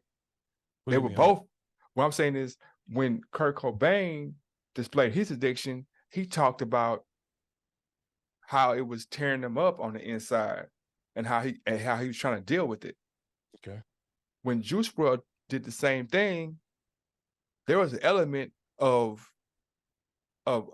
aggression and like, oh yeah, I feel I'm addicted to these I have an addiction, and in my addiction, I actualize it in this way. I mean, I act. Go ahead. But you have the differences of them expressing it is because it's two different people who are expressing two different pains. It might be similar because they use the same tool as a coping mechanism, but essentially they're speaking from two different experiences of two different pains. You think so? Yeah, there's similarities, of course. Of course. Of course. Of course. Of course. Of course. Of course. Of course. Of course. Of course. Of course. Of course. Of course. Different stories. what I'm saying now, it's similar to. I'm not disagreeing with what you're saying. I'm saying that if I break down Kurt Cobain and I break down Juice World, there are more similarities than there are differences. I understand that, and I'm not even in the expression. I get that too, but you're still going to have two different expressions because you're still talking about two individuals who will walk different paths. Yes, they might cross paths of similarity with their past, but you still have two different walks. No, but what my question is, if we have 25 likenesses and 10 differences, right? Why are the differences highlight? Are the differences highlight? Are the differences highlight? Are the differences highlight? Are the differences highlight? Are the differences highlight? Are the differences highlight? Are the differences highlight? Are the differences highlight? Are the differences highlight? Are overshadowed by like, well, in our life, we both do drugs. We both are depressed. We both come from middle class families. We both are not broke. We both are not in poverty. You know what I'm saying? We have all the things in common.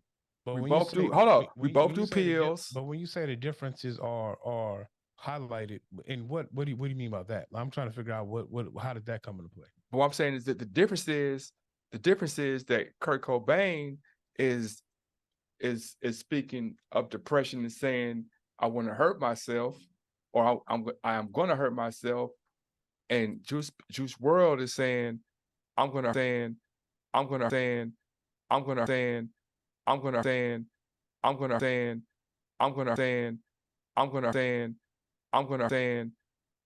there's 10 differences, but we don't focus on the 25 likenesses. We focus on the 10 differences. But when you say we, who do you mean? Who's focusing? Society. Okay. I mean, we can say that it's an opinion, but no, I'm not tripping on nothing you're saying. I'm trying to figure out like what you're actually. I'm not tripping on what you're saying. I'm saying out what you're saying. I'm saying that we look at different artists in different ways, and most of it is based on color. It's based on color because a white artist can do the same thing as a black artist, but it's color, but it's also how it's the message you relayed, right? Because when I say rap against hip hop, I'm like, if you say the word rapper, people don't think to themselves of all these of D1 or Lecrae, or that's not the first names that come. Generally speaking, you might have some people like, if I say who's the top 10, like when I said top 5 rappers, nobody thought about D1 or Lecrae or Will Smith or Kid and Play, or like how many rappers are great rappers who don't even get put in the conversation because they're not street enough. They're not hard enough.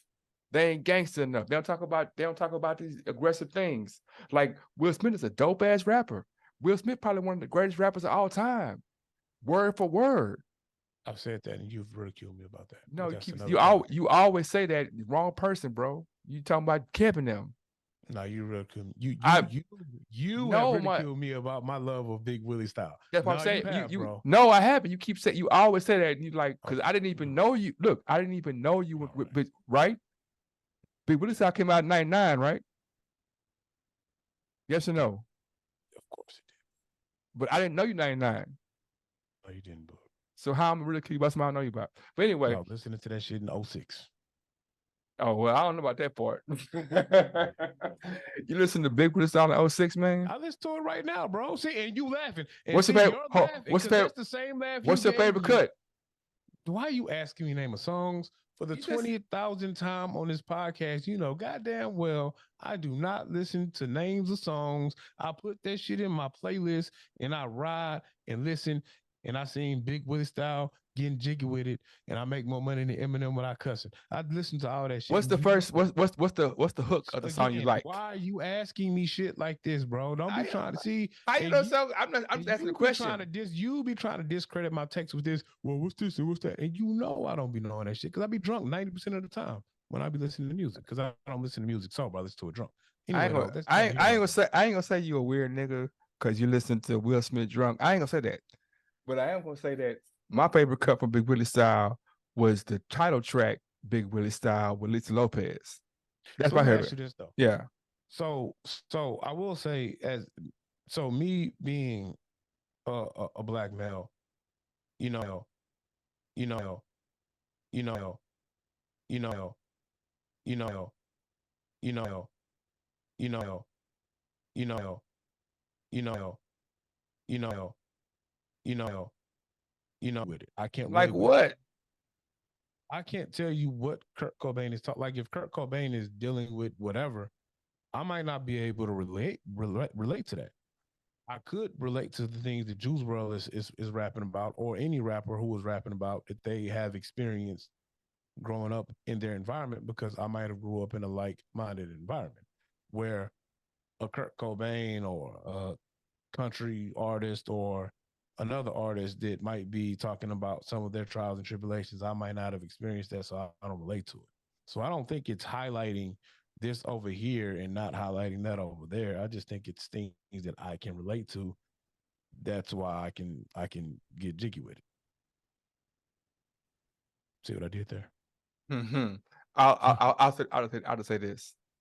Kurt Cobain and Juice WRLD were talking about damn near the exact same thing, to the point where they almost like there are samples of Kurt Cobain in Juice WRLD music, and like I said, they're not like it ain't like I could feel you a little more if Juice WRLD was talking about I grew up in the hood, so and so and so and so. But what's happened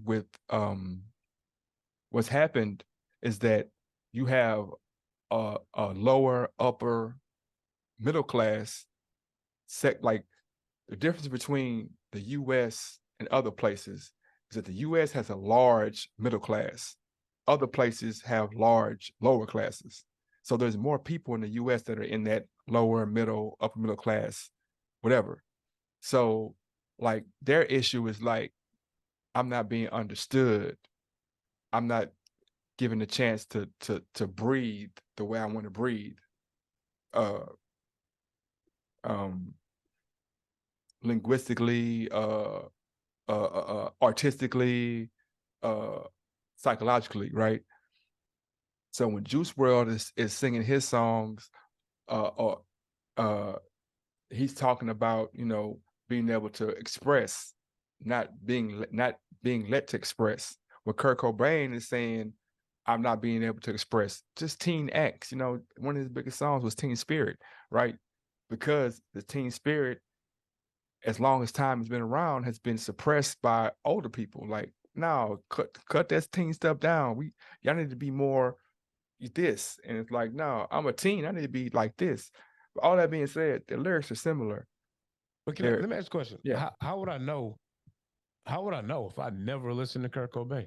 So what if I'm a teenager who grew up in a world where I never listened to Kurt Cobain? So the person I listened to was Juice WRLD. Mm-hmm. And I know Juice WRLD in his music may have rapped about some things that I deal with on a daily basis. Mm-hmm. I'm gonna gravitate to that and understand that. It's not that I'm not saying they're not the same or similar. I've never listened to Kurt Cobain in my life. Yeah, and that's interesting. Not for you. I'm saying what I'm saying is that it's interesting that people that people was like, well, I've never listened to Kurt Cobain in my life. Then there's an artist called Kurt Cobain, right? 1000%. Now I may and at 42, I've never really listened to Kurt Cobain. I do know that there is a rapper called Kurt Cobain's, but I ain't never listened to Kurt Cobain. Yeah. Just like there's a rapper called Roscoe P. Cold Chains. And there is a section of people who know who that is, but nobody knows who Roscoe P. Coltrane, the figure on Dukes of Hazzard is. Yeah. So, you know what I'm talking about? I get it. Were you just Dukes of Hazzard fan, Miss Lee? 1000%. Oh, I'm finna say I was. And I ain't even realized that what the General Lee was. I was a kid growing up, had the trash can with the Confederate flag. Ain't even know what that shit was until I came in the door. Mm-hmm. Did you watch the Dukes of Hazzard, Miss Lee? I did not. What was your childhood sitcom or television show? Oh, I was in the movie. Or what was your movie? What was your movies then? I like the Tim Burton film. Okay. I like his art style. Edward Like Scissorhands. yeah, Beetlejuice, stuff like Be- Juice, stuff like be- Juice, stuff like be- Juice, stuff like be- Juice, stuff like be- Juice, stuff like be- Juice, stuff like be- Juice, stuff like be- Juice, stuff like. Man, and it was the funniest, meanest thing ever. You know, when you're young, you can't control your laugh for some reason. And like we be in You're an class, adult, you can't control it. we be in class or something, and he hit it like Beetlejuice over there. You know, he just like he would say it like that was her real name. Like Beetlejuice over there tripping again. And I'd be like, oh man, God. Oh my God. Oh my God. Kids are so cruel. Beetlejuice. What were your movies growing up, Doug? See, bro, when I was younger, I got a hold to a lot of black exploitation. Yeah. And some of my favorite movies growing up weren't real movies. They were docs. I fell in love with this one doc, and it talked about the international men of leisure from the Midwest. So it was it was like some Memphis niggas, some St. Louis niggas and shit like that. Mhm. And I just love pimp culture. That and then like the drug dealer shit. So like some of the docs that talked about cocaine in Miami in the mid 70s to early 80s. Watched the shit as a kid. Yeah, bro. It's like sixth grader. You know what I'm saying? Like a preteen. Cause I was bro, I had nothing but VHSs. Like my older brother would watch these gangster movies and shit. My old man loved them. And we had cable. So I would watch any and everything that was on cable. So when they talked about like the drug dealers like Pablo Escobar, uh Griselda, some of the other people, bro, I saw that shit and I wanted to be that. Like when I saw the original doc about Boston George and the smugglers and all of that shit before the movie blow, when I saw the actual doc, I was like, damn, I want to do that shit. Hmm. Like I really wish Hmm. like I really wish Hmm. like I really wish Hmm. like I really wish Hmm. like I really wish Hmm. like I really wish Hmm. like I really wish Hmm. like I really wish Hmm. like I really wish Hmm. like I really wish Hmm. like I really wish Hmm. like I really wish Hmm. like I really wish Commentary, man. nah, don't return me commentary, bro. Like the original versions of my of Hawaii, not Hawaii 5-0, Miami Vice. Mm-hmm. Yeah, bro. I see them shits and was like, damn, I need to be the drug dealer that Vice is going after. Because back then, you know, like it was fly, bro. Like every $100 bill in Miami got traces of cocaine on it. I wanted to be that nigga that put the traces of cocaine on $100 bills. Oh my goodness. I 1,000%. I'm gonna reserve my commentary, man. I I don't. saw Tony Montana and was like, I wouldn't have died, bro. I would have figured a better way out. I wouldn't have died. I still would have hit the whole line of coke on my desk, but I would have made it out. I said the Godfather was cool. The Godfather was cool. Scarface. Yeah. Yeah. I Full persona. man, I grew up in the crack era, so Lord. Outside of that, I love horror movies though.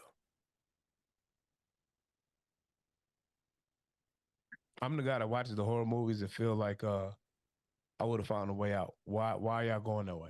I scream at the TV and ask, why are you trying to escape through the AC vents? You're not gonna make it out. So what's your favorite scary movie? I am a Jason Voorhees fan. I love Jason Voorhees to the point where I'm about to get Jason Voorhees tattooed on me. Yeah, I love Jason Voorhees. I'm not a huge Freddy Krueger fan because I think Freddy was a bitch. I'm not a fan of I'm a fan of Super. Yeah, Freddie was a bitch. I'm not a Why was fan of, why like, why you say that?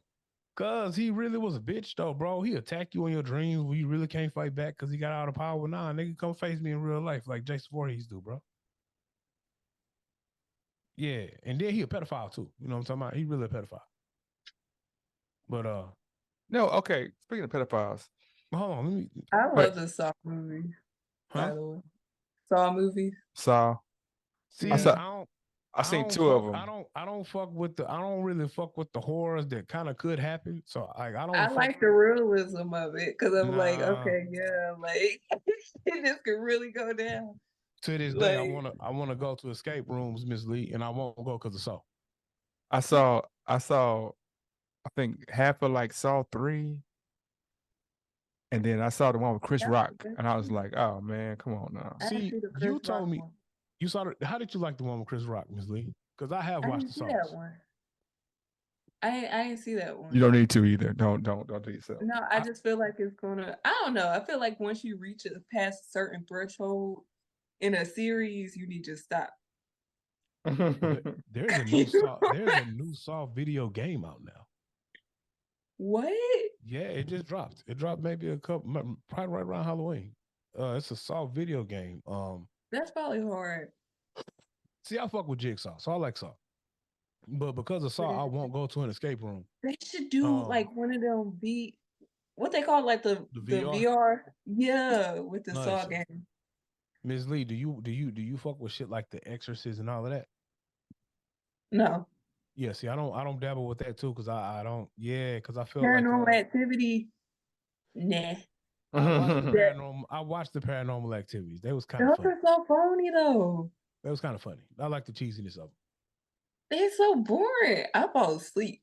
I said last one I was really scared watching was Insidious though. Like that first one.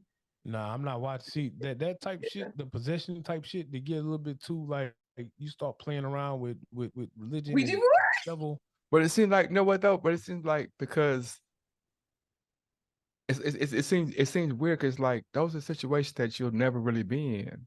Like those are situations that force you to deal with like reality. Like, because the only time you would really deal with something like that is if you're by yourself or in a dark alley. Like But what? you, like The Exorcist or something like that. But like, you never gonna have to deal with Jason. Like that's total fantasy. You know what I'm saying? I know. But There's then, some Jasons out here. I but mean, it's you might really, have to fuck yeah. with a serial killer, but you know, like I do. I all right, and I do like the serial killer movies because I kind of like. I like to try to figure out why serial killers do what they do. But when it comes to some of that stuff that like Insidious and Exorcist and stuff like that, because of some of my beliefs and how they're set up, I don't like dabbling with that shit. So I won't watch it. I won't watch something that's loosely based off some voodoo and black magic. I don't really like watching that shit either. I'll tell you that when they did the Dahmer, the Netflix TV show, that was hard to watch. Yeah, like yeah, that was a lot. Well, I want to end on this conversation, because it's getting to that time. I got games in the morning, or games tomorrow, and I got stuff in the morning. But Lauryn Hill. Okay. Mm-hmm. So somebody made a comment about Lauryn Hill, her not performing and showing up, and somehow somebody was like, "Yeah, man, people don't. She never came out with a second album because she's hard to work with, or she burned her bridges from her first album." That's what they said. Yeah, you know what I mean. I thought it just that her first album was so great she didn't have the drum set going. Well, that don't make sense either. But maybe she didn't want to. I mean, I think she very much explained why she didn't several times. But what'd you say? I ain't hear what you say. She 1,000 times over said the industry was a usurper of truth, and like she didn't want to be caught up in the lies and the games and the politics and the fakery that was. Her first album was about that as well. About, Time out. Yeah. Usurper. What does that mean? It takes things from you. Usurp, to take something out. Gotcha. Yeah. Her first album was about that. The first album was about, you know, how the industry didn't want her to make that album. How they didn't want her to get pregnant. Like, oh, you're pregnant, you need to have an abortion because you too talented to be doing this, that, and another. But it's super spiritual, right? And it's like Damn, I'm saying, you too talented to get pregnant? Jesus, that's harsh. Right. But and the I thing, mean, you'll be surprised they got on what's that girl, the Little Mermaid? oh, how Didn't they like cancel a reward or something because she was pregnant? Yeah. What? But That's crazy. And the thing is, I'm like, and people will co-sign with that. There's a bunch of people who will co-sign. Oh, she don't come to shows, da da da da. She late, da da da. And I'm like, man, this same industry hid a pedophile for 25 years. Was making concessions for a pedophile for 25 years. What are you talking about, Kelly? Yeah. Like, well, they knew it wasn't a secret. Let him play, like, let him play with words in our faces. Pied Piper, all this thing for years. But nobody. As long as you're making the money, bro, they don't care, bro. As long as you're making the money, they're gonna hide it. And then once the money train is gone, then they just, you know. I think that that's half true. But I'm saying that's true. But the truth, what I'm saying is that it's so easy to put a jacket on a black woman. Like, it's so easy to put a jacket on a black woman. Like, it's just like people will be like, oh, they hard to work with. They got attitudes. They just that. Black women get the most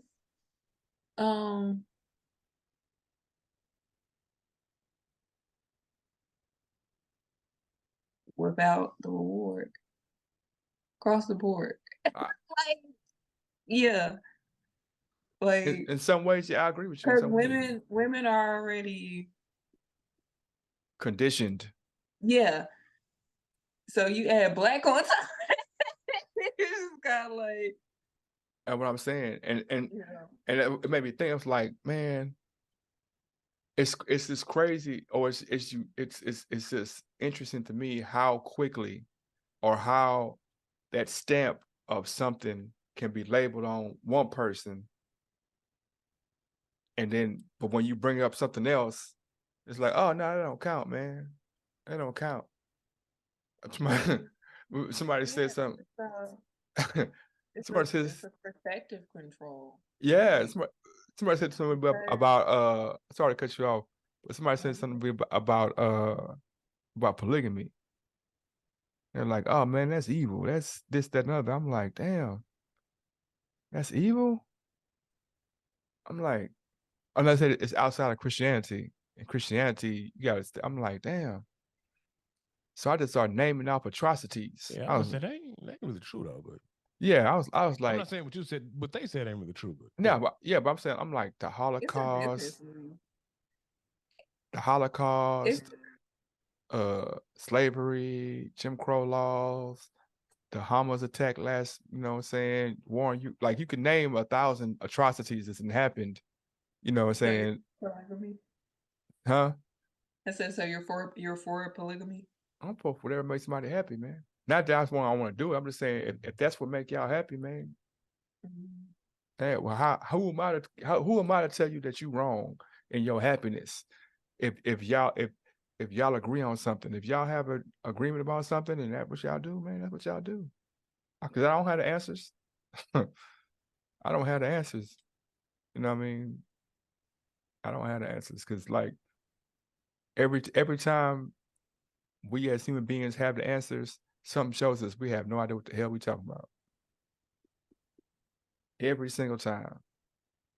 I think the real problem be, you know, like, you might not be a fan of something, but that don't mean that you gotta persecute somebody else because that's their thing. So I don't have to be a fan of polygamy, but I don't have to discredit someone and label them evil and this, that, and the third because I don't get down with it.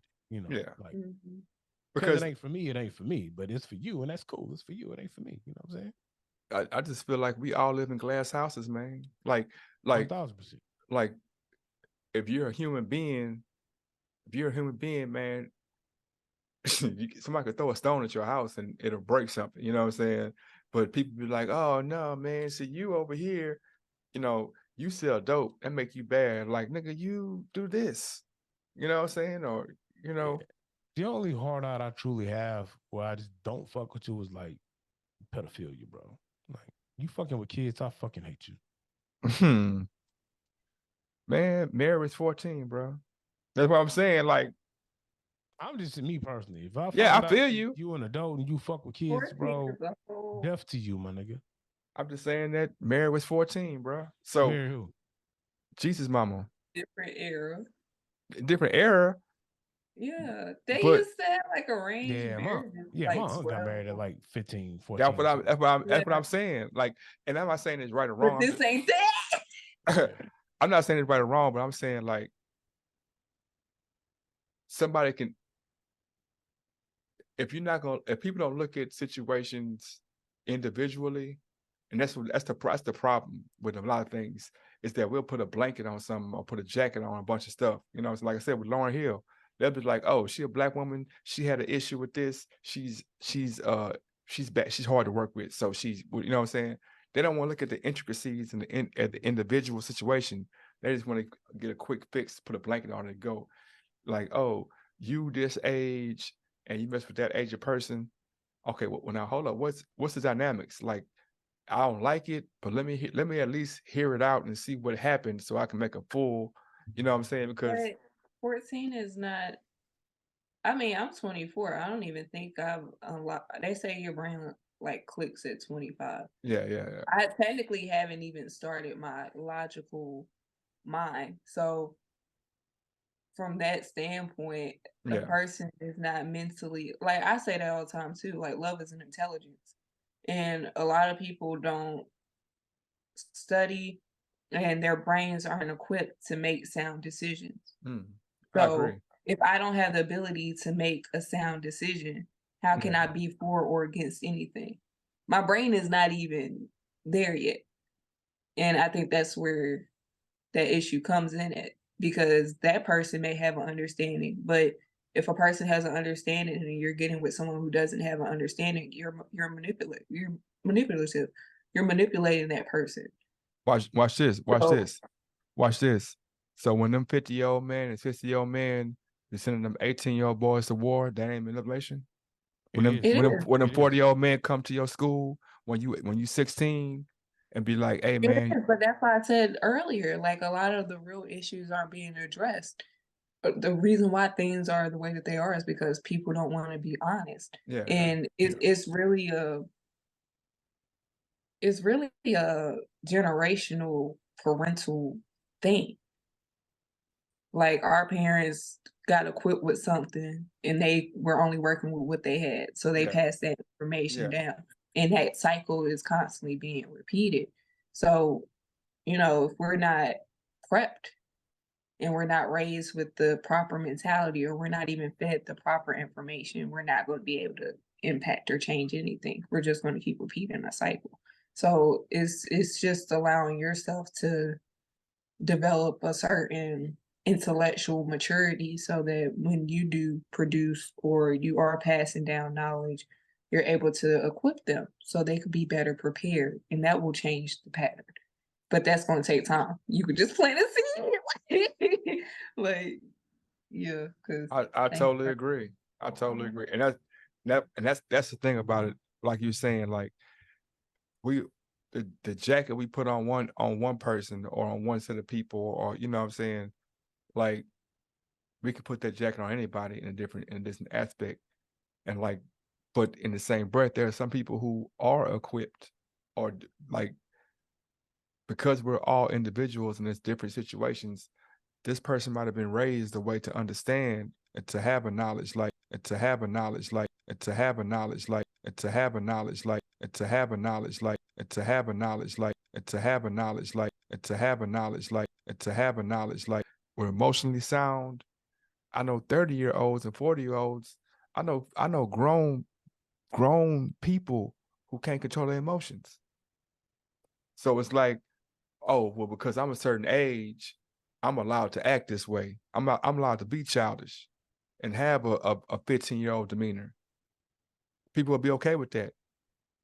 But you know what I'm saying? But because I'm not okay or being, I'm just saying that it's just Mhm.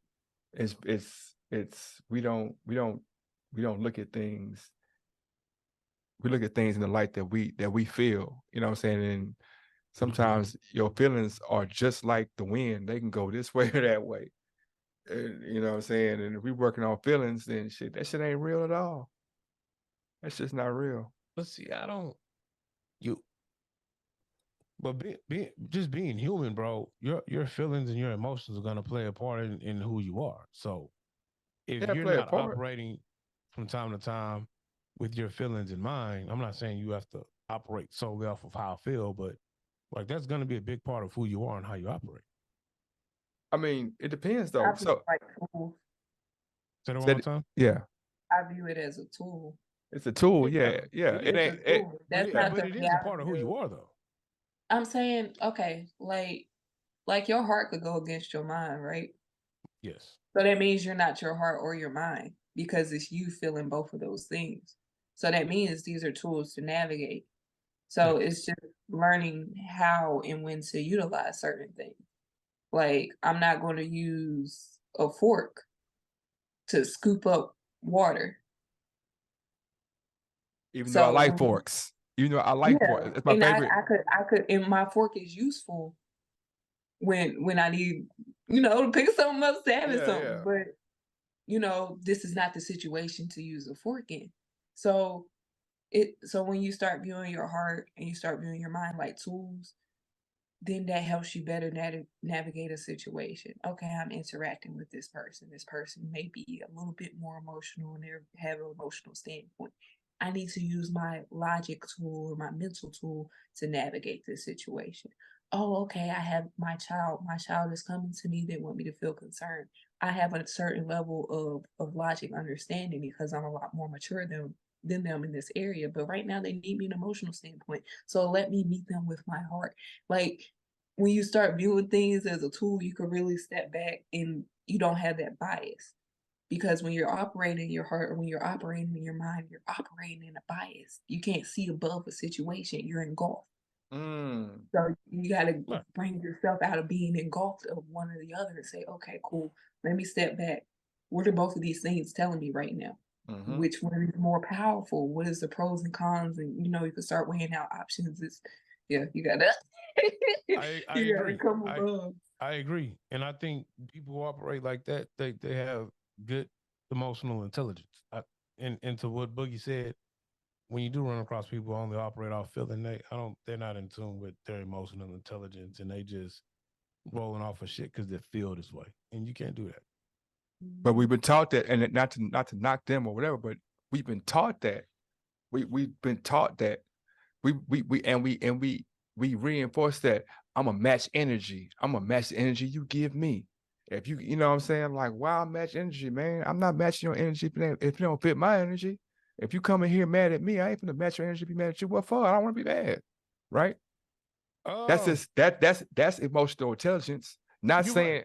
you know what I'm saying, and I'm just saying in general, like, but there are more people who will be like, or it's taught and it's expressed to us and it's visualized to us through media and through outlets that when somebody comes to you with a certain type of energy, you match that energy. They come to you crunk and what you hold up, man. Hold up, man. What's going on? You all right? You know what? I gotta go. I'll be back. We'll talk about it later. Or it's 15,000 different ways you can navigate a situation. But like I said, we're taught, it starts when we're young. If somebody hits you, hit them back. And it starts at the simplest part, and it just grows from there. Not if somebody hits you, figure out why they hit you, or step back and looking. If they hit you, hit them back. Don't think about it. Don't conceptualize the situation. Don't look at your surroundings. If they bigger than you, grab something. You know what I'm saying? Like you tell to a 5-year-old, to a 6-year-old, to a child, that's gonna sit. We ain't nothing but our childhood traumas. That's all we are. But I do think Oh, some you of can that step is out trying there. to teach survival though. Survival Like, for what, nigga? This what ain't do you no. mean We survival? not in If somebody Serbia, just nigga. nah, my nigga, if somebody just come out of nowhere and still off on you, like my first thought is to defend myself to a point where I'm fine. So if I'm walking down the street and you just roll up on me and start stealing off on me, my first thought isn't to back up to understand why you're trying to attack me. My first thought is to stop you from attacking me. Oh, yeah. Like, Okay. that's my So first thought. hold up, hold up. So is your first thought to get away from the situation or to dead the situation? What do you mean by dead situation? That's my question. Is your first thought to get away from this situation that you didn't cause, or is your first thought to retaliate or get or make sure you're good physically? You don't think to yourself, I got stolen, let me get out of here, man, and see what the hell going on. I'm probably gonna fight and move at the same time. So my first reaction is going to be to get to a point to where I can see the entire landscape of what's going on, how many people attacking me, or who's attacking me, and what's coming at me. So to get My away first first. thought is not to get away; it's to see what's going on. And if me seeing what's going on means I'm two-piecing whatever is in this view that just hit me until I can move around and see what's going down, that's what I'm gonna do. My first thought is to assess the situation, what's going on. I'm trying to figure out what's I'm going more on. fight response. Fight or flight, I'm right? trying to figure out. Flight then fight. I'm trying to figure You out. said fight what's then going flight. on. Yeah. I mean, Flight then fight. but that's me though. I mean, and that's nothing, no judgment zone, nothing like that. I'm just saying, like, if somebody starts shooting, you ain't finna pull out your gun and start shooting back. You're gonna get away first, right? If somebody starts shooting, and you got your gun on you, and you start shooting, you gonna pull your gun and start shooting back, or you gonna get away from the situation and then pull your gun out. I'm probably pulling my gun out and ducking at the same time. If I'm being 100%, 1000% true to you. Yeah. If I'm walking down the street and somebody start busting, I am finding cover and I am pulling out at the same time. You're finding cover first. That makes common sense. Me finding cover and me jumping behind this car and pulling my gun out is one motion. That's what I'm saying. That's what I'm saying. If I could avoid the situation, exactly. Cool. I'm trying if to I can't, I'm not saying that I'm Rambo and I'm finna stand in the middle of the street and shoot people. What I am saying is, for me, it's self-preservation. So while I'm finding cover, I'm preparing myself to fight if I need to. Now, once I find cover with my gun in my hand and I see the shooter 3 blocks away, I'm not finna rotate around and go bust at the shooter. That's clearly not shooting at me. Yeah, but I see the shooter shooting 3 blocks away. I'm ready to engage. And all right, cool. Now I see what's going on. I see my exit strategy. I'm out. But you definitely gonna run for cover first. I'm definitely finding cover first. And so, but if somebody punch you, I'm assessing the situation, because at that point, I don't know. I can try to run to the right, and I still might be getting hit in the side of the head, and then a nigga might come from the left and still off on me too. So if I see you out the corner of my eye and I see a fist come, I'm turning and I'm turning. I'm getting ready. I'm assessing the situation, and we either gonna fight or I'm gonna run. If it's 5 niggas trying to jump me, yes, I'm running. If it's one dude stole off on me and finna try to steal off some more, he finna get the business. But that's me though. I don't know. I mean, yeah, everybody's different, man. No judgment zone, bro. I don't know. I don't know.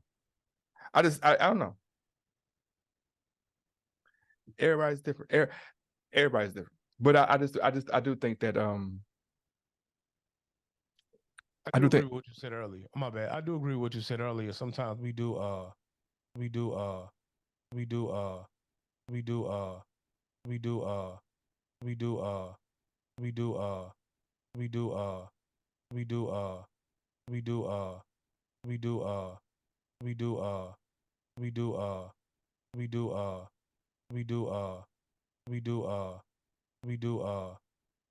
so he turns around and slaps the shit out of this girl or slaps the shit out of this boy, Yeah. not realizing that child honestly was just playing and hit you on accident. So we don't teach conditions when just saying that, when putting a blanket statement on it. If a kid hit you, hit them back. If they bigger than you, pick something up. Like you have to be responsible. If you want to teach your kid how to protect themselves, you got to kind of do it. You got to do it responsibly, bro. Where it's not that blanket statement of that. Because I do agree with you. Those teachings and cultures lead to greater shit that is fucking up our community. Because But our community's fucked up though, right? yeah, you don't have to match aggression with aggression. There's a time and place for that. And to be honest with you, 90% of the time, you do not need to match aggression with aggression. You can easily talk through some shit. There's Yeah. a study. It says our emotions last for like 3 seconds. And when we're feeling them for a long time, we're just basically remembering and basking in that feeling. Man, So say it you really only again. feel something for like that much time. Man, I was talking And after my that is gone. So you just reactivated it. I was Unless you talking as petty as me, bro, and hold grudges, I feel like if somebody do something to me and I have history with them, you might do something to me on this Thursday, and I'm gonna just remember the past 25 Thursdays you pissed me off. And then I'm gonna just decide to blow up. I That's was usually what happens when I choose to cuss Boogie out. That's usually what happens. Like Boogie didn't say something to me for the fifth Friday, and I'm like, you know what, bro? You've been saying something to me for these last 5 Fridays. I choose violence today. well, okay, but okay, yeah. I was gonna say that it's a level of conceit though, bro, for everybody.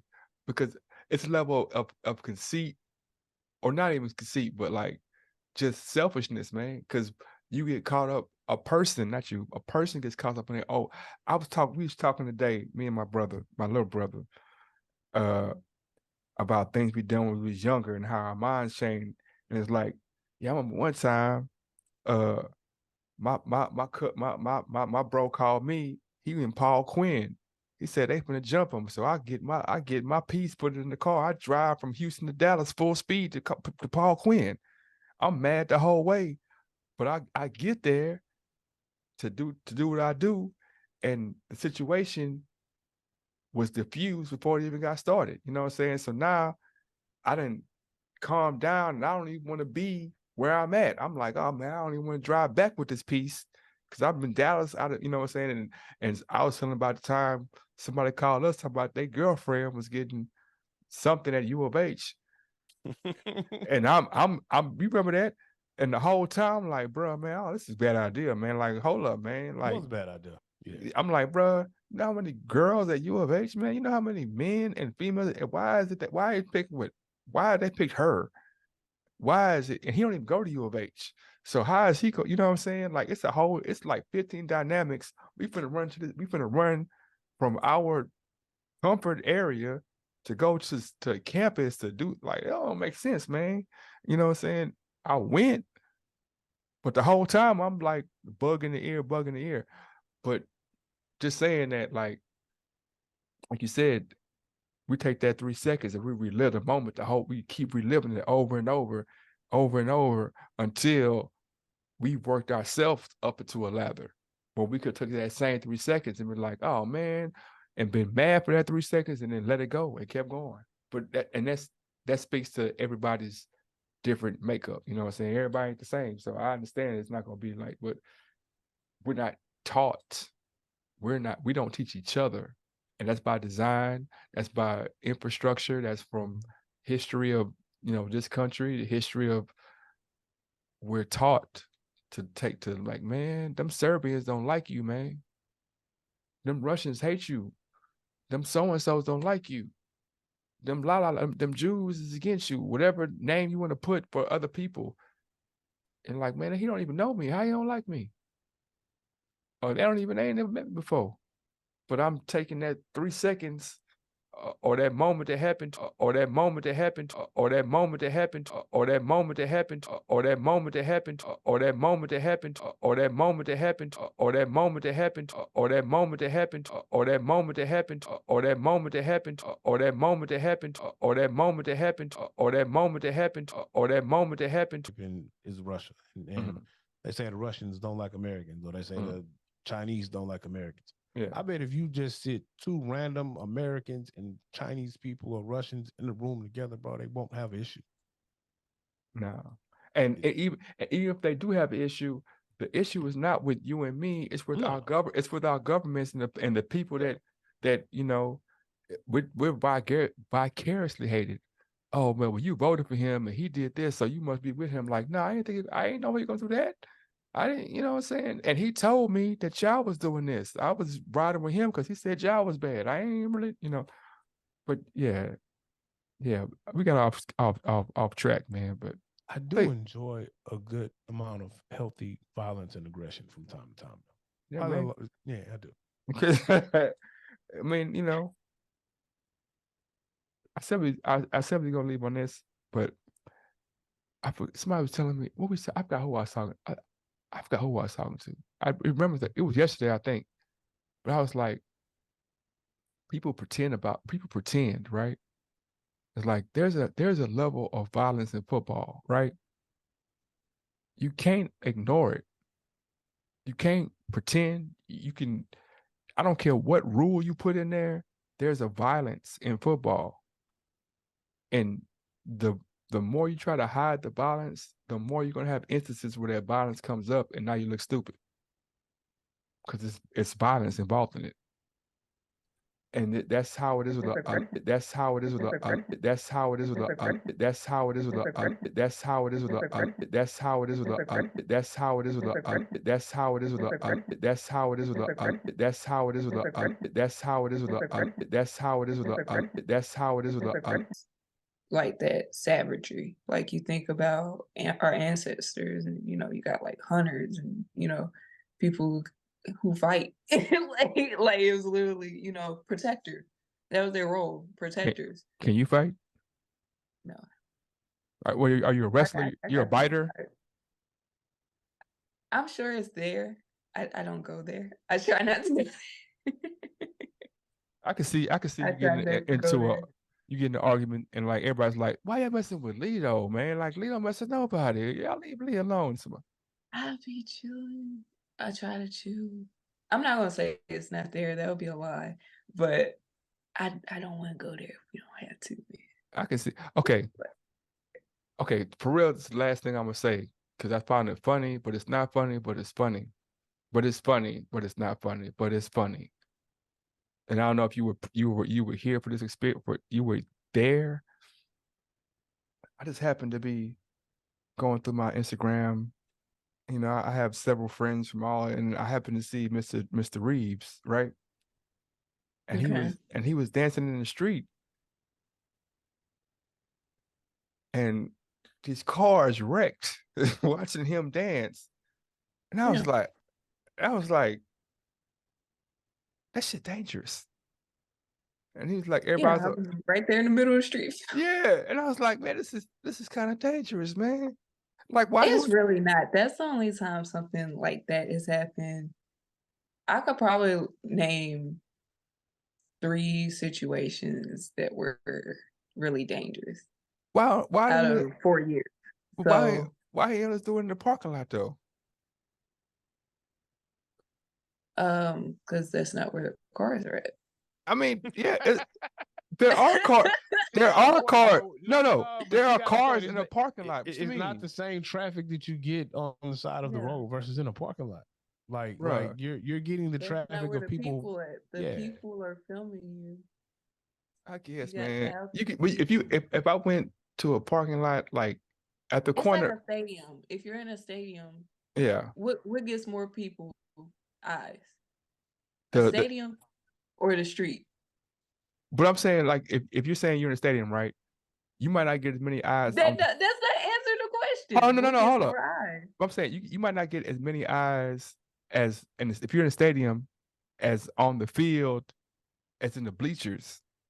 you're gonna get more eyes on the field than the bleachers. But you still gonna have a bunch of eyes in the bleachers. Like if you do something in the bleachers, you'll get 40 eyes. You might get 400 eyes. When you're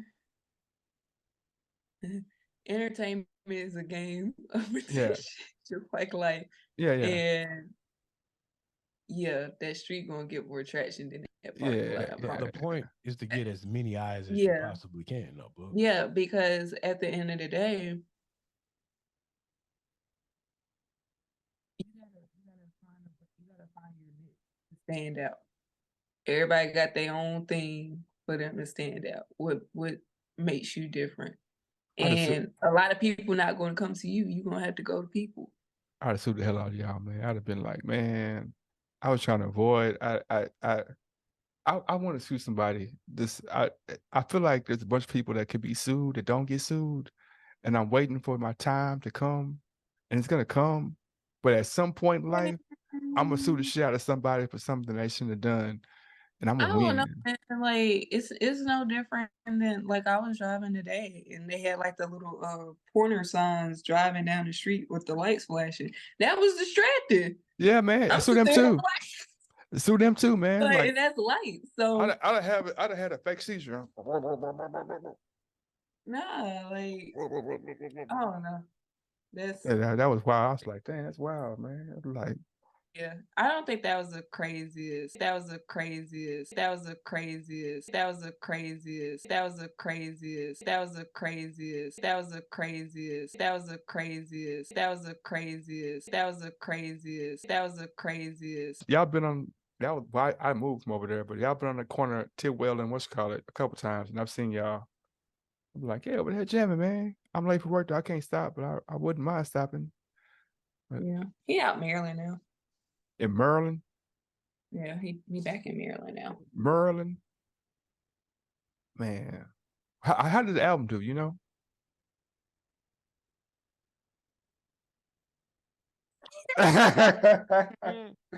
Brother, hey man, I read the tea leaves a long time ago about that. Anyway. Yeah. You gotta have sight beyond sight, my brother. Man, we've already had this conversation about me being Lionel. So anyway, give people your socials, let them know where they can get in contact with you. And you can find me at lit.wit.lee. Yeah. On Instagram. Have my link tree on there, everything's on there. And then my company name is God's Gift Creations. So yeah. 38, 32, no, 38, 33, 36. Just letting you know. That's my dimensions when you want to. Okay. Oh, okay. I was like 30, 33 waist long and pants. I'm 36, I think. I thought he was giving us some I thought he was giving us some divine numbers that I need to take down. Yeah, me too. I was like, wait, what? 38, 36. Hey man, you been talking to the gods or something, man? Do I need to write these numbers down and go play the lotto tomorrow or something? That's my dimensions, man. That's my dimensions, man. That's my dimensions, man. That's my dimensions, man. That's my dimensions, man. That's my dimensions, man. That's my dimensions, man. That's my dimensions, man. That's my dimensions, man. That's my dimensions, man. That's my dimensions, man. Choke up on these boys. You know what I'm saying? But yeah. But yeah, when you need a somebody to come and walk on the catwalk. I ain't gonna lie, you look a little suspect right now. You don't know how to walk the catwalk. I do. You know what I'm saying? Bro, I do not. You're a director. I'm an actor. I don't walk the catwalk. You know what I'm talking about? No. On the catwalk. That's how you walk. Shoulders back, chest forward. I can't turn because I'm in a chair, but I'm like Conor McGregor. Oh Lord, not the arm. Yeah. You're going to distract from the fit. That's why. See, but I'm gonna have to fit on because I know you're creative, and there's gonna be some stuff going on with the fit that's gonna make it. You know, so it might be a flame coming out right there. So he's on fire. Yeah, he's on fire. No, it's not. That's just Oh, that's a man. You got them fire fits. Fire fits by Miss Lee. You can have that one. You can have that one. Fire fits. You can have that one. Well, it's been a great show, man. Thanks you for coming on. We have to get you on again, and I'll be able to rock some of your fits. Yeah, just let me know what I gotta do. If I gotta buy material, or let me know what I gotta do. Very, very, very open to all that. Dub and Is stylish. it cold out there yet, or y'all are like bipolar like us? Yeah, the same. It was Had 40 the like AC last on for the week. day, bro. It was 40 for like 3 days or 4 days last week. 86 right now. Well, 85. it's supposed to hit like the low 50s again like by Friday though. Yeah, it's gonna rain a little bit, but yeah, Houston, I like pick a season. That's On where the- I'm at with it. Yeah, pick a season. on the Yeah, I love catwalk. fall, man. Oh, you putting Double, on more jersey?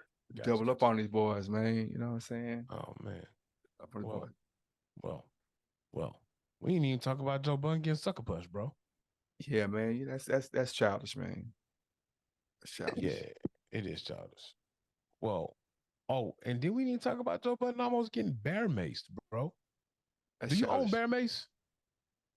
No. Does anyone here own bear mace? No, man. I No. live too good to have to make somebody, man. I do look pretty attractive. Hey, this has been another episode of the 16 Shots Podcast with Young James Boogie and AR Dub. With our special guest, Miss Lit with Lee. And we out.